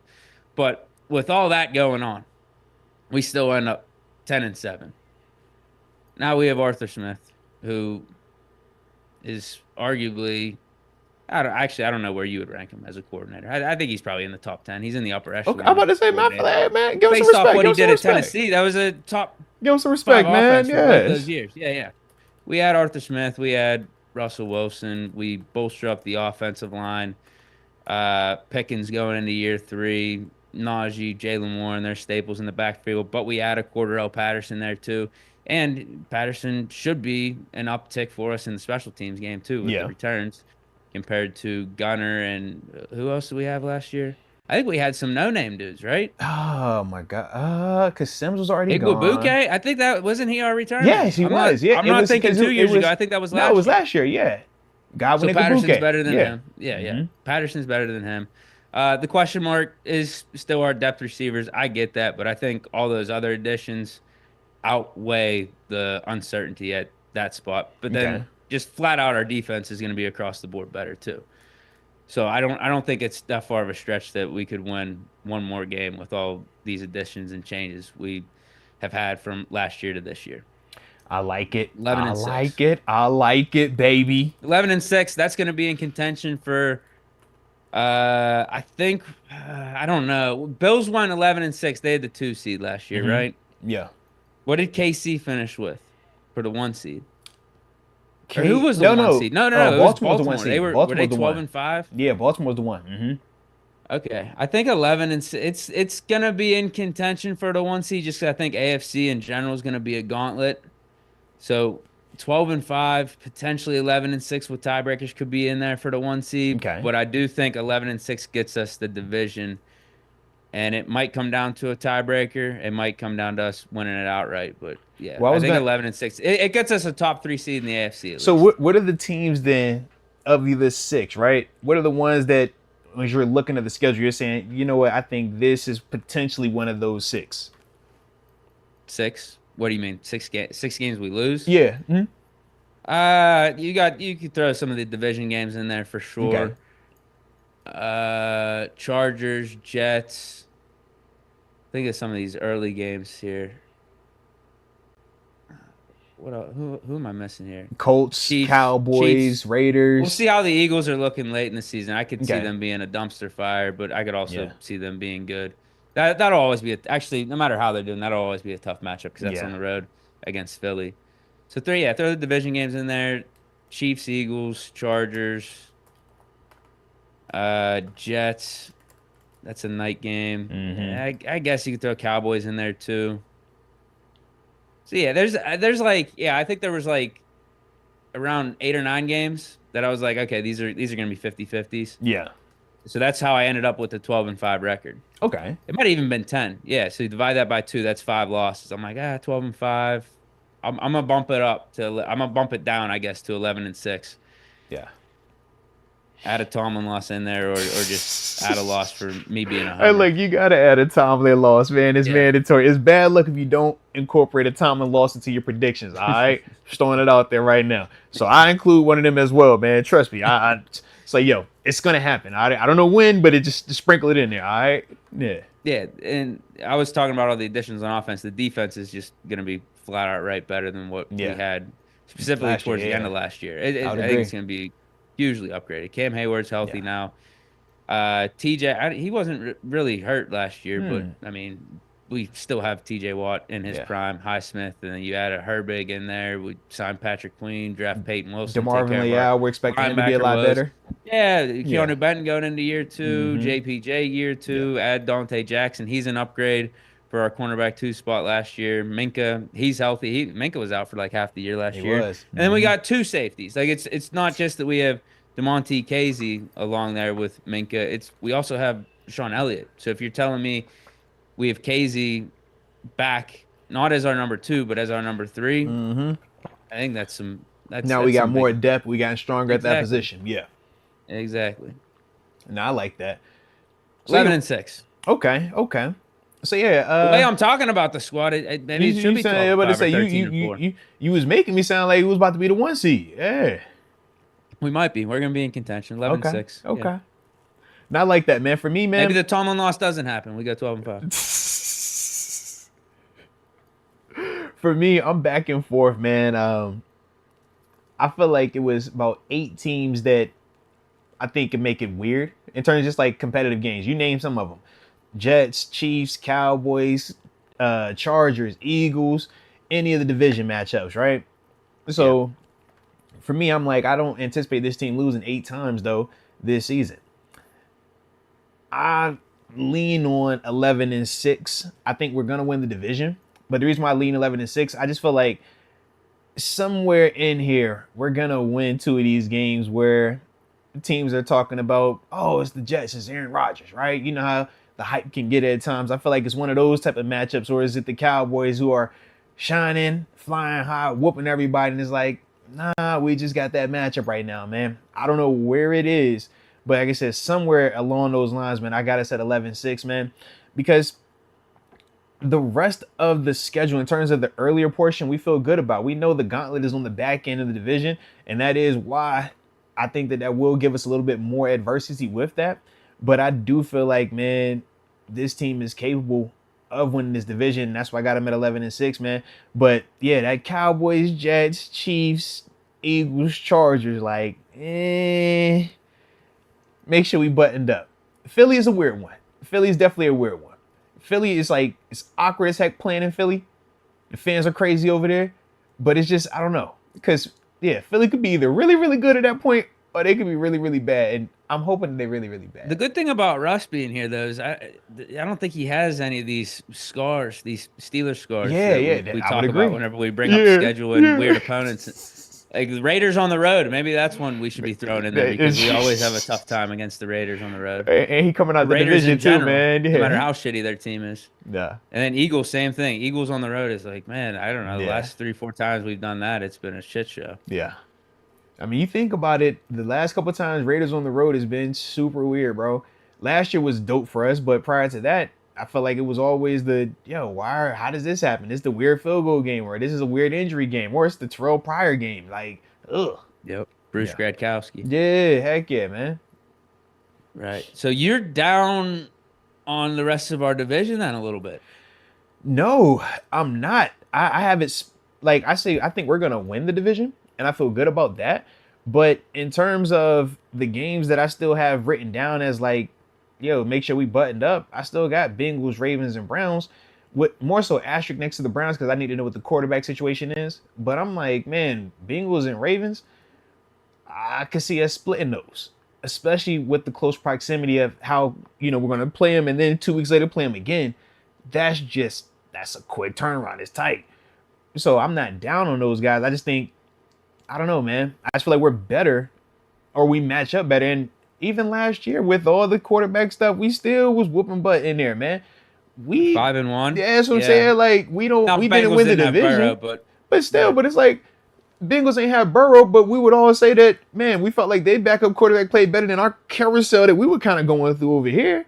At least they had consistency. I think at the time they were 8-6 and in the playoffs. Come on, bro. At that point, no one was really that far down on the Bengals. Not at all. They were down on us, and like, what the hell is Mason going to do? How is Mason going to save the season? He actually did. Because remember, if they would have won, that would history. Absolutely, because if they would have won, that puts them legit fighting for a playoff spot going into them last 2 games, man.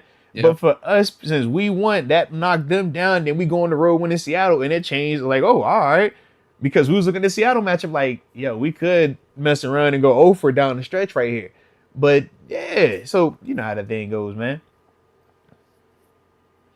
But I think on paper, Ravens, they should be, they should be worse on paper, but they're, they're the Ravens. They're always going to be in the mix. Mm-hmm. I just don't see them being 1 seed and being as, I guess, as better as the rest of the league, really, because they not only were they the top seed in the AFC, I think they were the top seed across both AFC and NFC. Yeah, I don't see them doing that again. And then with the Bengals, I think this Joe Burrow injury stuff, it's still something to monitor. Well, also the Jamar Chase situation as well. How long until they get that contract situated, and how many games is he willing to actually sit out?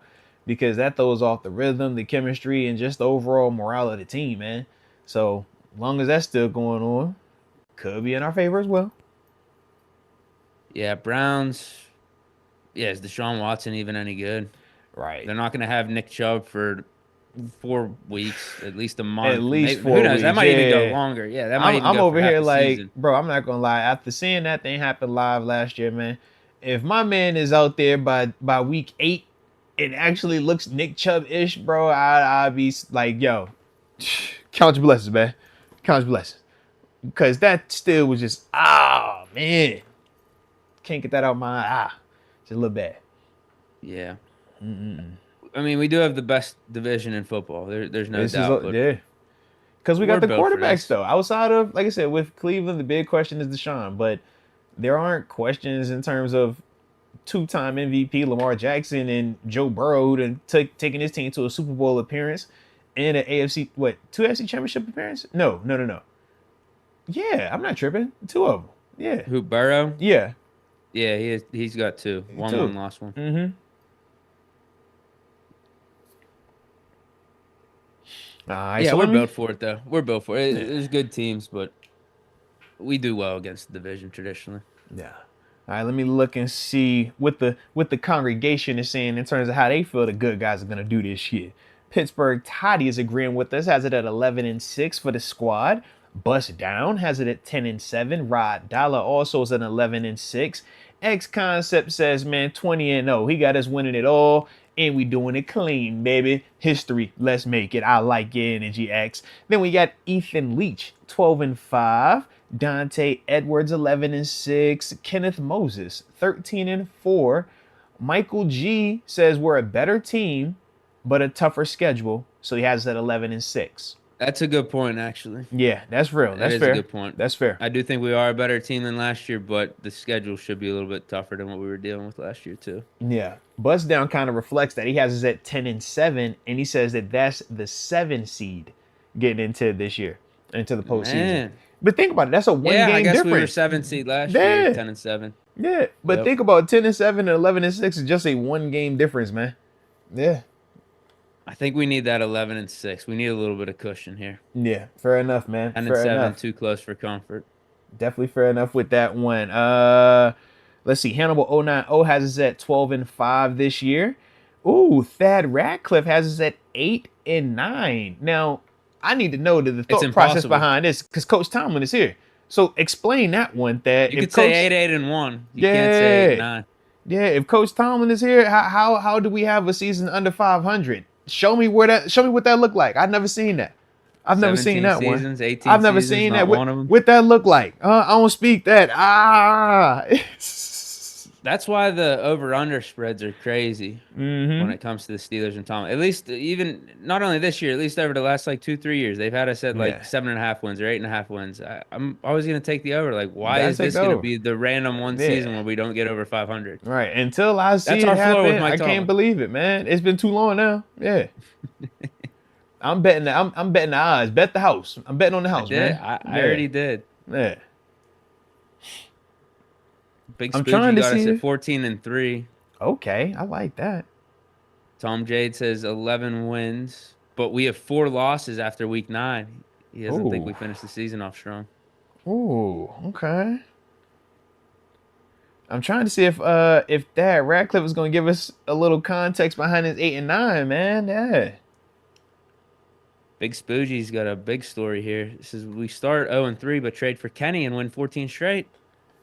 I know Deke would love that. Deke would definitely love that. We could trade for Mason. It don't matter. It don't matter who it is. If we're struggling at quarterback and got to trade for someone and win 14 straight, it is what it is. We don't got to trade for Kenny. I want to say, man, if that happens, bro, I promise you, man, we would all be over here just like, yo, I believe in miracles. All right? I believe in all. Depends on how Russ. We could go 0-3 if the defense is the one that's. There's no need to trade for a quarterback. Yeah. All depends. Ooh, interesting right here, man. Li24 says makeshift offensive line, poor wide receiver depth, washed quarterback, and he says y'all saying 11-13 wins. What's your thought process? Well, the first one is, what is a washed quarterback? Just give me your context with that. I don't personally see Russ as washed. I see him as not what he once was, which was elite, top 5, but washed is very different than what Russ did just last year. And yeah, he did get benched, but don't confuse him getting benched with that being for performance. That was for contractual purposes. Oh, that storyline is played out. That's a big reason why he's available to us and why we have him. So that's the first thing that I'm just trying to figure out your thought process with that one, man. Unless, what Russ did last year is god awful and it sucked. Because, you look at just from a passing standpoint, that what he did in the last year's MVP, what he did passing them was wise. It ain't far off. So I don't agree with the wash narrative per se. Now, the poor wide receiver depth, sure. We can agree with that. That makes sense. Makeshift O-line, yeah, but is a makeshift O-line a bad offensive line? Just because you're not comfortable with the offensive line in terms of the names and overall seeing it out there doesn't mean that it can't still be good. That'd be like us saying that we think Zach Frazier is a worse player than Mason Cole because we never seen Zach Frazier play in an NFL regular season game. I don't feel like that. I think Zach Frazier is going to play well. I think Zach Frazier is going to be an upgrade for us in certain instances. So is it makeshift? Sure, right now because we don't know these names, but I don't think it's makeshift in the sense of ability. We're also talking about Broderick as the question mark or Troy as the question mark. These are 2 first-round draft picks from this year and last year, i.e. high pedigree. I would much rather go out there and take a chance with the high pedigree, right? So that's kind of my thought process with it, along with the fact that we do play a great job on defense, man. We create a ton of pressure. We create turnovers. We create havoc. Show me the Falcons and, these other teams that we're going to talk about that offset that and do it each and every week and got a guy that's going to, offset TJ Watt, is going to offset Highsmith, is going to offset Cam Hayward, is going to offset Larry O, going to offset Keanu Benn. I think of those dudes, man. Yeah, I think of all that. I mean, if we just saying that the season is predicated solely on offense, then sure, man. Push the panic button. Let's freak out. But there are 3 phases of football. You know what our special teams unit is as well, unless you don't care about that. But Boz is pretty dope. Cameron Johnson's pretty dope as well. That means we're going to be scoring consistent points when we have the opportunities, but also we're going to control field position. So once again, that's my thought process, but you let me know your thought process, baby. Help me out, man. Help me out. All right. What do we got next? I think we had a couple more supers that just came in. Then after that, we're going to get to this next topic. You know how we do.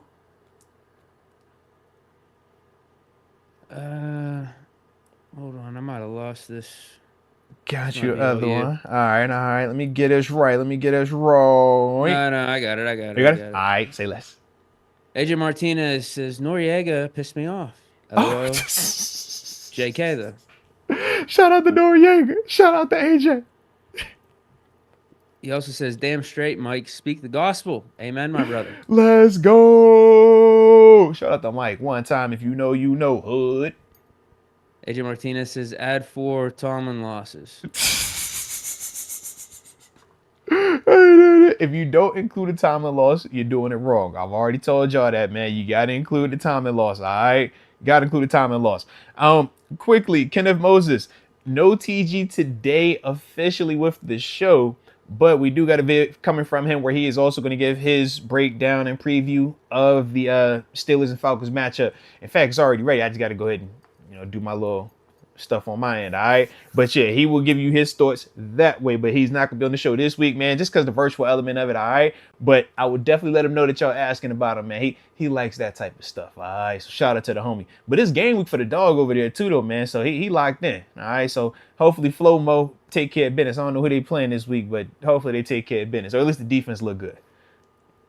All right. So yeah, man, if y'all digging what we doing today, man, hit that like button one time for the culture and subscribe if you are new to the family, man. We out here, baby. It's time. It is time. All right, Deke, let's get it. I think we should be to a fun portion now. Yeah. Make our first set of picks for this year. All right. Now, oh man, I done clicked. Let me see. I'm over here doing too much, man. Let me stop doing too much. All right. So we said, man, past couple of years, I've been kicking your butt when we talk about picking these games with the spread. I kill you every time. And you find a way to That's not what the record says. You find a way. You find a way every time to not, keep the stats the way that they're supposed to be. You alter some numbers and, you think that you've won before. And it's kind of crazy because in my eyes, I think I'm 3-0 and it's not even close. But the reason we're going to make this thing official this year, we're going to start it at week 1, all right? And we're going to track this thing and we're going to be locked in with this thing, all right? Because, yeah, we got to prove it, all right? Now, we also going to get some TG picks as well, all right? Because I'm thinking to myself, man, He jumped on the train at the end last year as well. I'm like, no. We starting at the beginning. All right. And at some point we need to figure out like a pot. Like, I don't know what type of gift or something that we could be competing for, man. But I think it would be pretty dope. All right. To add some incentives to this situation. But this is what we are on. So with that being the case, let me pull up the schedule with the spread for week 1. Hey, yo, Tom J. Don't do me like that, Tom. Don't do me like that. Hey, y'all got chill. All right. Talk about why is it the Bills, Josh Allen helmet up there. I didn't do this, okay? Gregory Collins, it wasn't me. All right. Shout out to Dom. Y'all like Turf Watch, right? I seen y'all engaging with Turf Watch. Y'all watching it, liking it up. Yeah, commenting, all that good stuff. Well, that same guy is the guy that does the graphics, all right? So put it on Dom. I'm innocent, all right? I'm innocent. But it's a great graphic. I think it's a beautiful job. Like, this might be my favorite cover. Like, yeah, I kind of like this a lot, bro. Shout out to Dom Day, man. Shout out to Dom. All right. Deke, I think you like this one too, man. Sit there. Brings out the color in your eyes, man. It looks good on you, bro. Hey. Nah, not at all. I think I got sick again. No. I'm like fully recovered. I might have to go puke. No, man. Hey, Dom, shout out to you, Dom. This looks great. All right, it looks great. So, obviously, we got the game tonight, man. Ravens at the Chiefs. Chiefs are favorite -3. How you feeling about the matchup? Who you picking? Who you like? I'm going Chiefs -3. You got Chiefs. All right, let me make sure I take my nose too. Okay. Patrick Mahomes is better than Lamar Jackson. Chiefs team, we talked about this at the beginning, I think is a little bit better than last year, and they beat the Ravens in the AFC Championship. On the road at Baltimore, I think the pomp and circumstance just might be a little bit too much for the Ravens to win on the road. Yeah, unfortunately, I agree as well, man. I think the Chiefs, like you said earlier, are low-key better this year than they were last year. And we saw even when the matchup was with all the stakes on the line for both teams, the Chiefs went into Baltimore and took care of business handily, man. So to me, I think for the Chiefs, man, they're used to the big stage. I think they play better in the big games. When the lights are the brightest, I think that they get up even more so for those games. And I think with Mahomes, he's on a mission, man. I think he really wants to prove that he's the greatest guy that ever played the quarterback position. And we know Brady. We know some of the guys that have come before him, man. But I don't know. I just feel like Mahomes is going to be on one. And yeah, I think they get it done and cover as well, man. So I like the Chiefs in that opener as well tonight. All right, Friday. And they don't have Kadarius Toney anymore. Passes. Kadarius can't save you. They should have won last year against the Lions. He just would have caught some of those first down passes. Listen, they should have beat the Bills too at one point if he just lined up right. All right, so yeah, we know this, man. All right, shout out to Kadarius Toney though. You my favorite. Okay, but on Friday night we got the Packers. Eagles, first Brazilian international game in Brazil. Got the Eagles favored by 2, -2 for Philly. How you like this one, man? So it's not really a Philly home game. You ain't worried about the fans out there, huh? No, I'm just saying, like, if it was at Lincoln Financial Field, maybe I'd give a little bit of an edge to the Eagles there.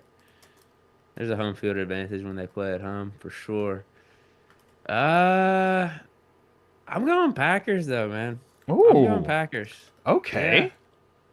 Yeah, I think Jordan Love is legit. I think their offense actually should be, I don't know about better, but I think they're going to keep it going. They had Josh Jacobs. I think the receivers are going to come into their own here and build that rapport with Jordan Love.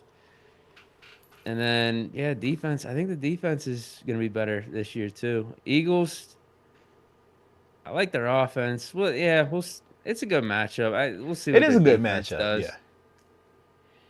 No, it's definitely a good matchup. I don't know how much I'm a believer that the Eagles are just going to all of a sudden go back to what they were in 2022. I think that's the main thing. Okay. They added Barkley, obviously, but they lost Kelsey. Is it really the Steichen factor of him not being there anymore? Right. Or, is it going to be Sirianni giving over the reins to Kellen Moore and that's going to fix everything? Who knows? Or maybe it is just Steichen's gone and it's just never going to be the same. Okay. More question marks for the Eagles than I have for the Packers. And Respect. so I'll take the points too. I'm getting a +2. Hey, I want to say, yeah, that doesn't hurt when you get +2. Hedge bet a little bit. I like your energy. I like Philly in this though, man. We know you can't wear green out there because it's gang, gang. So with that, man, let me get that gang, gang then, man. All right, I feel like, man, with Saquon, that's the added element. I think that's gonna be the X factor to help out Philly a lot more on offense. Plus, I'm biased because he is my fantasy running back, so I need him to really get off. So shout out to Saquon. All right, don't do me dirty, please. But I also like Philly's defense, specifically in the trenches, man. When we talk about Jordan Davis, we talk about Carter. I'm drawing a blank on my man's first name, Jalen Carter. Yeah, when you talk about those two dudes, man, they are monsters to deal with, and they're only getting better. They're only getting more comfortable in this league, and I think that's going to make Jordan Love a lot more uncomfortable, and I think it's going to make the Packers struggle a little bit to run the football. Now, granted, Devin White is out, so that's going to hurt Philly a little bit in terms of that linebacker having a playmaker that has the speed and athleticism of Devin. But to me, man, I just think Philly, they should be able to win with that pass rush. They should be able to win with some explosive plays. And yes, in terms of Green Bay, we know that they got a guy over there named Jair Alexander who might, make A.J. Brown be upset. That's cool. What about Devonta Smith? He can't guard both of them at the same time. So that's the one where I'm just like, I just think that Philly has just a little bit too much for him. So yeah, I like Philly in that one, man. All right. Next up on the docket. We here on Sundays now, baby. New England Patriots versus the Cincinnati Bengals. Got the game. It's in Cincinnati, and the Bengals are favored by 8.5. God, dog, that's kind of a big spread. Interesting. I'm passing on this one. I don't want anything to do with it. My dog said I'm scared of that one, man. I don't want that one. How you don't want this one, man? Because Joe Burrow traditionally starts seasons off pretty rusty. Mm-hmm. Well, if you think he's gonna be rusty, go ahead. But I also think the Patriots are terrible. Okay. And I'm not betting on Brissett at all. Okay. Yeah, I'm passing on this one. Okay. He says scared money. Unless you want to take the Patriots, then maybe I'll do the Bengals at -8.5. I could be talking. I would take the Patriots. I would actually, because that's kind of what I was Patriots thinking. 8.5? Yeah, I would. Man. Yeah. So what's up? You are? I am. I'm dead serious, bro. Yeah. I'm dead serious, man. For the sake of the game, let's do it. Yeah. More picks, more games that we have, the better. I'll do Bengals. That's real life. That's real life. But yeah, man, I was like, I kind of like it because of what you said, man. And I also think about the Jamar Chase element. I'm like, bro, you've been on the sideline doing your contract thing. All right. You willing to sit out this game too? Because I think the Bengals still win, but the 8.5 is a lot. Yeah. All right. Now we got some real football. All right, man. Going on. +6.5. Bro, what? Hey, let's do it. Hey, you know what? Let's do it, man. Let's do it. You know I like this one. You didn't say what the game was. Hey, you know I like this one. You know I like this one, man. I don't even care no more. You know I like this one. Go talk about I got caught on 6.5. All right, man. But let's go. Kyler Murray, I think his time's going on here with him being out for half of last season. Him getting bashed on a little bit with the Call of Duty and the contract and him underperforming in the playoffs a few years back. I think he's actually become underrated at this point. Oh, my. Hey, so I think he's going to have a good season. So underrated versus overrated then. How about that? And I'll take the 6.5 points. Underrated versus overrated. We got the Cardinals traveling up to that beautiful rough Buff 716 Buffalo Bills. And the Bills are favored at 6.5. Most overrated player in the league. They said he's most 11 people voted too, bro. So you know what? It's got to be true. 11 people. It said 11 people said it, man. So it's got to be true, bro. Let's go. No, I don't agree with that. No, man. I do think Kyler Murray's underrated. Listen, man. Josh is overrated, and the Bills' window has closed. They suck now. Remember that. That's the narrative. We rolling with it. All right, we rolling with it. No, so yeah, I'm gonna take. 3. I'm going to take the underrated Bill or the overrated Bills, the team that's falling off. I'm going to take them in this matchup with the 6.5. Yeah, we're going to win by 14. All right. That's how I feel about it. Next up. I don't want you to use any of this like underdog energy or like chip on the shoulder. Oh, don't start that. No, don't you start that. No, big underdog. No, Josh is heavily overrated. Josh sucks. Josh, you know how many turnovers Josh had last year, bro? Like, he led the league in turnovers, bro. Like, come on, bro. You can't be good and lead the league in turnovers, bro. So, yeah, man. Yeah. Heck yeah. Steelers Falcons. How you feeling about that one, man? Falcons minus 3.5 at home. Well, I'm going Steelers. Of course we already going had our Steelers. picks. Yeah, we already said this. Yeah, so we both for Steelers on that. That's crazy, low key, that they had them at 3.5, but I guess since they at the crib, they liking their weapons a little bit more. 60% Steelers fans there. You know this. They like the guys more, maybe. It's whatever. I think we should be favorited, but that's how I feel. A lot of people are down on the Steelers this year. That's how I feel, man. Colts at home +3 against the Texans. Yeah, man. How you like this one? 3. Oof, man. A-Rich didn't look bad before he got hurt last year. I'll give him credit. Okay. Division game too, man. So they always back and forth with it. I don't think. I don't think 3's enough points. They need more points. They need it to be like +6 or +7. Yeah. I like Stroud and Texans here. Low key, I do too, bro. I'm not an A-Rich fan like that. That's TG's boy. I'm like, you can't talk me to A-Rich. Not for just 3. Not week 1 either. Yeah, heck no, man. Heck no. So we both like Texas. Is that what it sounds like? Yeah. Yeah. I don't want to risk that pick on A-Rich and Colts. Hey, look. Yeah, who knows what they're gonna look like? I already have my risque pick out there. That's the Patriots. Yeah, I'm good on the Colts with it too, man. That's a gross pick. Yeah, I'm good on that one, bruh. All right, how you feeling about this one? Jacksonville at Miami. Miami is the favorite at 3.5. You don't like Tua. I like the Dolphins a little bit in this. Yeah, I'll go Jaguars +3.5. Okay, perfect. Yeah, I'm about to say. Nah. They got Brian Thomas in there. Oh yeah, they do. Trevor Lawrence is healthy. I think the Jaguars' downfall was a big part to him getting hurt halfway through the season. No. He's healthy. He's better than Tua. Jaguars got a decent squad.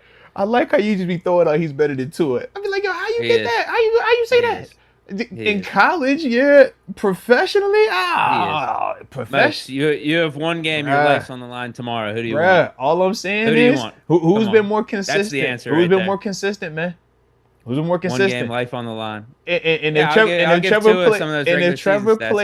Trevor plays like he did in week 18, and the gotta have it game, then you gonna die. You gonna be dead out there, man. Don't be like that, bro. I'm going with Tua. Give me Tua. Especially in that head-to-head. Oh, yeah, give me Tua, man. Tua gonna cook him. He said, this is for all them times in college they told y'all he was better than me. That's what he said, man. Maybe it would be better for me if this game was in, like, London. Although it doesn't matter. Put it in London. It needs to be a London game. If it was a London game, I think it's London game for Jaguars. London game. I would definitely be picking Trevor then, man. I'm not concerned about it at all. All right, here we go. You don't like this quarterback all the way, but you're a fan of the other guy. So Chicago Bears, Caleb Williams debut, hosting the Tennessee Titans with Mr. Will Levis, but your other favorite backup, Mason Rudolph, or second favorite backup. I don't know how you classify him versus Kenny, but Bears are a favorite at 3.5. Games in Chicago. Does the Caleb Williams era start out with him winning and covering? Yeah, I don't really like this game, but I think so. Okay. So I'll go Bears here. I think too much firepower on offense. We're gonna be seeing Caleb Williams highlights. He's gonna scramble, make a nice pass, and it's gonna be something that NFL Network, ESPN is gonna be talking about for like 10, 15 minutes at a time. They end up winning by like a touchdown or something. It's not gonna be anything glorious. I just don't think the Titans are gonna be that good. Yeah, I agree with you. It's weird. This is one of those ones where it's like I definitely feel like the Bears are gonna win, but I'm like, are they actually gonna cover? Do they actually win by that much? Winning by 3. Ugly game. They went on a last-second field goal. I could see that. Yeah, like that's kind of like I'm back and forth for them. But at the same time, I could also see a scenario where Caleb starts hot and they score, and Tennessee struggles a little bit to score. I don't know though. Yeah.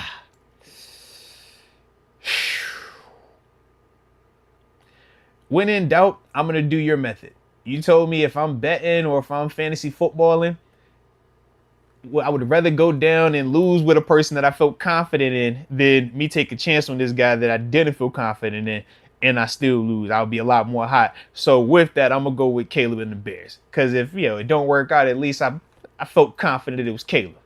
You didn't do that with the Bengals Patriots pick. Well, because I think it's a lot more factors in that, and I think you got enough points that you could overlook. Yes. I feel like the Bengals are gonna win handedly, but they're not gonna win that handedly. I feel like the Patriots gonna be able to do enough, and I think with the Bengals, the Jamar Chase situation, I think it makes it a little bit awkward. No Tyler Boyd over there either. So it's just like I said, man, they got some new moving pieces a little bit, but we know Joe is Joe. All right, next up. No pick there. Yeah. We gotta say we both Bears on that one.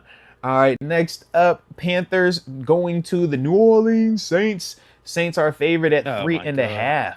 Yeah, that's another stink one. Deontay Johnson versus who's the quarterback? I don't want to pick this one. Yeah, I'm good on that one. Well, if I had to pick, I would go Panthers. If I had to, just because of DJ. But I hate this game. I feel like this game is nasty. You know what? Fine, I'll go Saints. All right, if you want to do Panthers. Yeah, I was about to say because Panthers at least Saints get some. At home, I'll do they get some points. I'm like, give me some points, man. But I hate the matchup. Yeah. Yeah, that's terrible. I don't feel great about it. Nope. Oh, how you feel about this one then? Vikings going to New York to face the Giants. Spread is 1.5 in favor of the Giants. I'll go Vikings -1.5. Of course you would. The game sucks. Jordan Addison suspended though. I missed that. He got suspended. When did this happen? I think he is. Yeah, I think he's out. I think he's out for at least a month. Hit him with the conduct? Something like that, yeah. Yeah.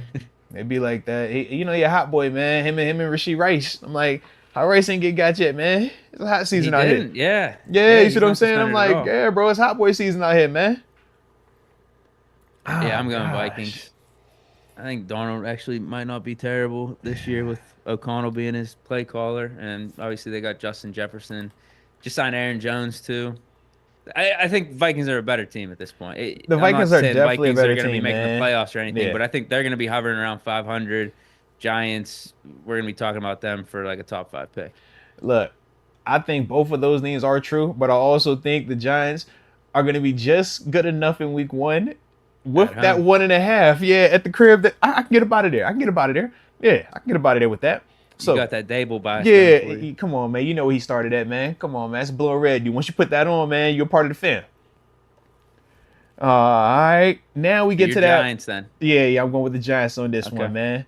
We got a lot of picks for week 1. Bro, I like it, man. It could be dangerous because we don't know enough about these teams just yet. and I'm back and forth because I need to figure out how we're going to do in terms of when I hit TG to either have him, because I initially told him to just pick every game. But I'm like, if we're not going to pick every game, I think the only one we haven't picked yet, though, was that. What if we did like marquee college games with him? We could. We definitely could. Like just to have it separate. Because, if we were going to include him, then we got to pick every game for the NFL. Because I thought about that in the sense of, man, why not have just everybody sit in your picks each and every week, man? In terms of we have the full week slate of games. And I got my picks, you got your picks, TG, Dom, Tyler. And then from there, man, whether, I don't know how we want to incorporate something with maybe the chat, but it's like, man, almost like have the Fields pick. You know what I mean? Like, we'll put the poll up in each week, like, oh, y'all like this matchup? I bet. Y'all like that matchup? I bet. And then kind of see at the end of the year who has the best predictions out of all of it. But we'll see on that one, man. We'll see. Like I said, it's week 1 right now. We just got to make sure we got something down. Yeah, that's fine. We can think about it. Yeah, we got time. All right, so the 4:00 slot, man. We got the Denver Broncos traveling to Seattle. Seattle's favored by 6. Ooh, I like Seattle actually. I like Seattle. Sure do. Yeah, I like Seattle a lot. You're going with Seattle with the -6 then. Yep. I like them a lot, even with the 6. I like it. Yeah. I kind of do too. At home. It's Bo Nix, bro. Bo and Peyton. I think he's going to play good. Yeah, I don't think the Broncos are going to be bad. They brought that coordinator over from the Ravens. I think the Seahawks defense is going to be good. They're going to be getting after it. They're at home. And Seahawks offense isn't going to be bad. Like, there's a certain floor with them having Geno Smith, Yeah. DK Metcalf, Lockett, Kenneth Walker. Mm-hmm. I don't want to pick this one. I really don't. Man, I don't. Yeah, I don't want to pick it. I don't want to pick it. So, yeah, I'd go Seattle then, too. Yeah. Insane. All right. We'll let that wash then. Next up, then at the other 4 o'clock slot, we got Vegas going to the Chargers. Chargers are favored by 3 points. I'm going Chargers. Yeah, I was low-key saying the same thing. I'm like, can I talk myself into the Raiders? But I don't like their quarterback situation. And I That think, and the Jim Harbaugh effect for the yeah, Chargers. Chargers are just going to Harbaugh's be a over much better there. team. Shoot, Bud Dupree is over there. Shout out to my homie them. Man, Navarro Bowman's over there on the coach staff. Shout out to that 2010 draft class, man. You know they got the other Bosa over there in terms of young Joey. Man, I don't know. Yeah, and you know they got that safety. You know I like that safety play over there too, man. Yeah, so I'm gonna rock with the Chargers on that one too. Yep. All right. 425. America's team is what they call them, the Dallas Cowboys, traveling to Cleveland, who is favorited at -2.5. Wow. I like Dallas. Yeah. I don't really like either. I like Dallas a lot in that one. Yeah. 2.5, Yeah, man. I'm not picking the Browns. Why not? You don't like Cleveland? No, I don't like either team in this one, to be honest. So I'll go with the Cowboys with the points and everything. All right. Brady's calling this game. Yeah, this is true. Brady's gonna give love to the Cowboys, man. Come on, man. You know it's gonna be Cowboys. All right. I don't like this one. Now I don't like this one all the way. At 425, the last of the 425s, we got the Washington Commanders at the Tampa Bay Buccaneers, and the Bucks are favorited at -3.5. Wow. Now I know you big on Baker Mayfield. You said you like him better than Dak. I never said that. You said you like Baker, but you said Baker and Dak are the same players, man. Yeah, they're in the same stratosphere. Come on, man. That's what you said. I never said I'd take Baker over Dak. It's just not even a conversation I want to be having. This is bad or bad. It's just Baker's contract's much bad. better than Dak's. At least Dak's potential contract that he's trying to get, $60 million for Dak or 30 something for Baker. I'll definitely take Baker. Damn. Yeah, I don't like this one. I'll go Buccaneers. I like the continuity over what the Commanders got going with Jaden Daniels. And honestly, if you look at what they got after Terry McLaurin on offense, there's not many weapons there. It's not. Kind of weak. Mm-hmm. I know people are excited about Daniels, but yeah, I like the Bucs winning this game still with Baker coming back. They got everything coming back on offense for the most part. Yeah. I don't really know what they're doing on defense, but Todd Bowles is there, and they'll at least be average. That's what I'm saying. I feel like continuity, and I trust Baker more than I trust Jaden. Like, Jaden, it's your first game. Like, I think you'll be the better quarterback when it's all said and done. But the first game is the first game, man. So, yeah, I kind of like Tampa in that one, too, unfortunately. Yeah, 3.5 points isn't enough for me. Yeah, Take the Commanders. Now, if it was 8, you know that 8, that talks to me. I'll mess with 8. I ain't tripping on 8. About it. Yeah. 7, 8. Yep. But yeah, 3.5, that is not going to get it done. All right, so now let's get to that primetime slate then, baby. At 8:20, you got the Rams traveling to Detroit. Face the Lions. Lions are favored at 3.5 in the game. Rams. I want Rams, 3.5. Stafford gets his revenge. Okay. Stafford gets his revenge. Well, you know what? Give me the fight in Jared Goff's and Dan Campbell's, because they want all that smoke and they still don't like the fact that Jared Goff, they moved on from you. They said you weren't good enough. They thought you weren't nobody, so they had to get up out your system, man. And then they went and won a Super Bowl with the other guy over you. Now you can't never lose to them again. All right? So, yeah, I definitely like the Lions in that matchup. Might be too much hype for the Lions this year for my liking. Too much expectations. I could definitely see that as well. I could see that. All right, in the big final Monday night matchup, we have the New York Jets traveling to San Francisco. San Fran's favored at -4.5. How do you feel about this one? I'll go with the Jets. plus 4.5. Give me the points. Thank you. I hate Shout the out. Niners. I hate Shout the out. Niners. Why you don't like the Niners, bro? Well, just with how this whole offseason went and how they are somehow paying like every star player in the league and are Yeah, still under everybody's the getting salary paid. cap. I Yeah. can't stand the Niners. So Okay. I'm going with Jets plus 4.5. I like that. I'm going Niners. I think the Niners had a better team. I think the Niners had the better trenches also in terms of O-line and more importantly D-line. And I think that's where the Jets are going to struggle is protecting. And let's be real, man. The Niners got something to play for now, bro. Being a part of, teams where one of your guys dealing with something serious, we know, like you said, man, for us, we had the Ryan Shazier situation. For Trent them, Williams said that's why he signed the yeah, like contract. it's For real sale got life, shot. He's bro. like, I want to sign this now. When I tell you it puts things into perspective, man, it makes you walk around and you're just way more appreciative of all the opportunities, all the moments, and you don't want to let anything slip away, man, because it kind of, like I said, helps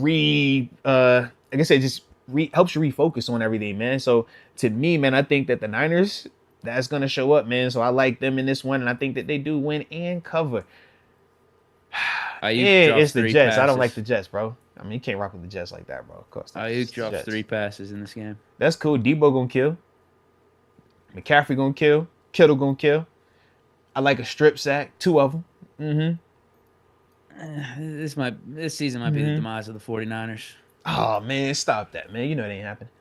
You know you like the quarterback over there. They said they got the better quarterback in the matchup. I don't know if You know that. what? I was thinking that yesterday too.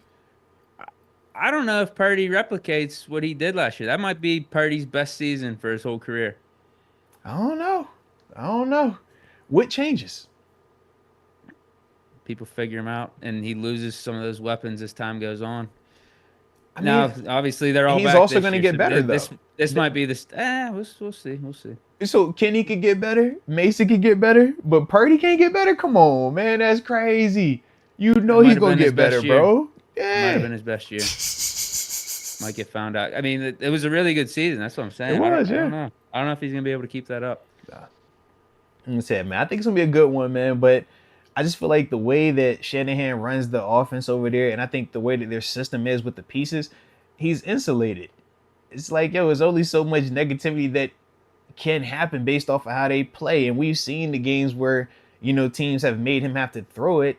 And even with that, it's like, they still have enough around him that even when he's playing bad, he's still good enough. So that's why I just think, like, for that Jets team, they're still putting pieces together. They're still new. Now, I do like the Breece Hall element. I think that could make it interesting if they playing through him.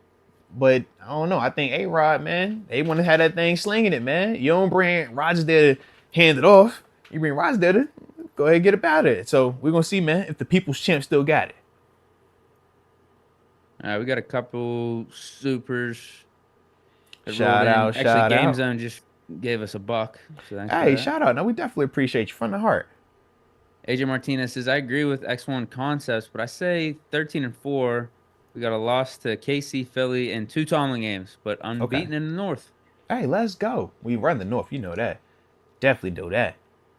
But I like that. Yeah, I guess those Tomlin games could be Raiders and the Commanders. Maybe we lose those 2. Nah.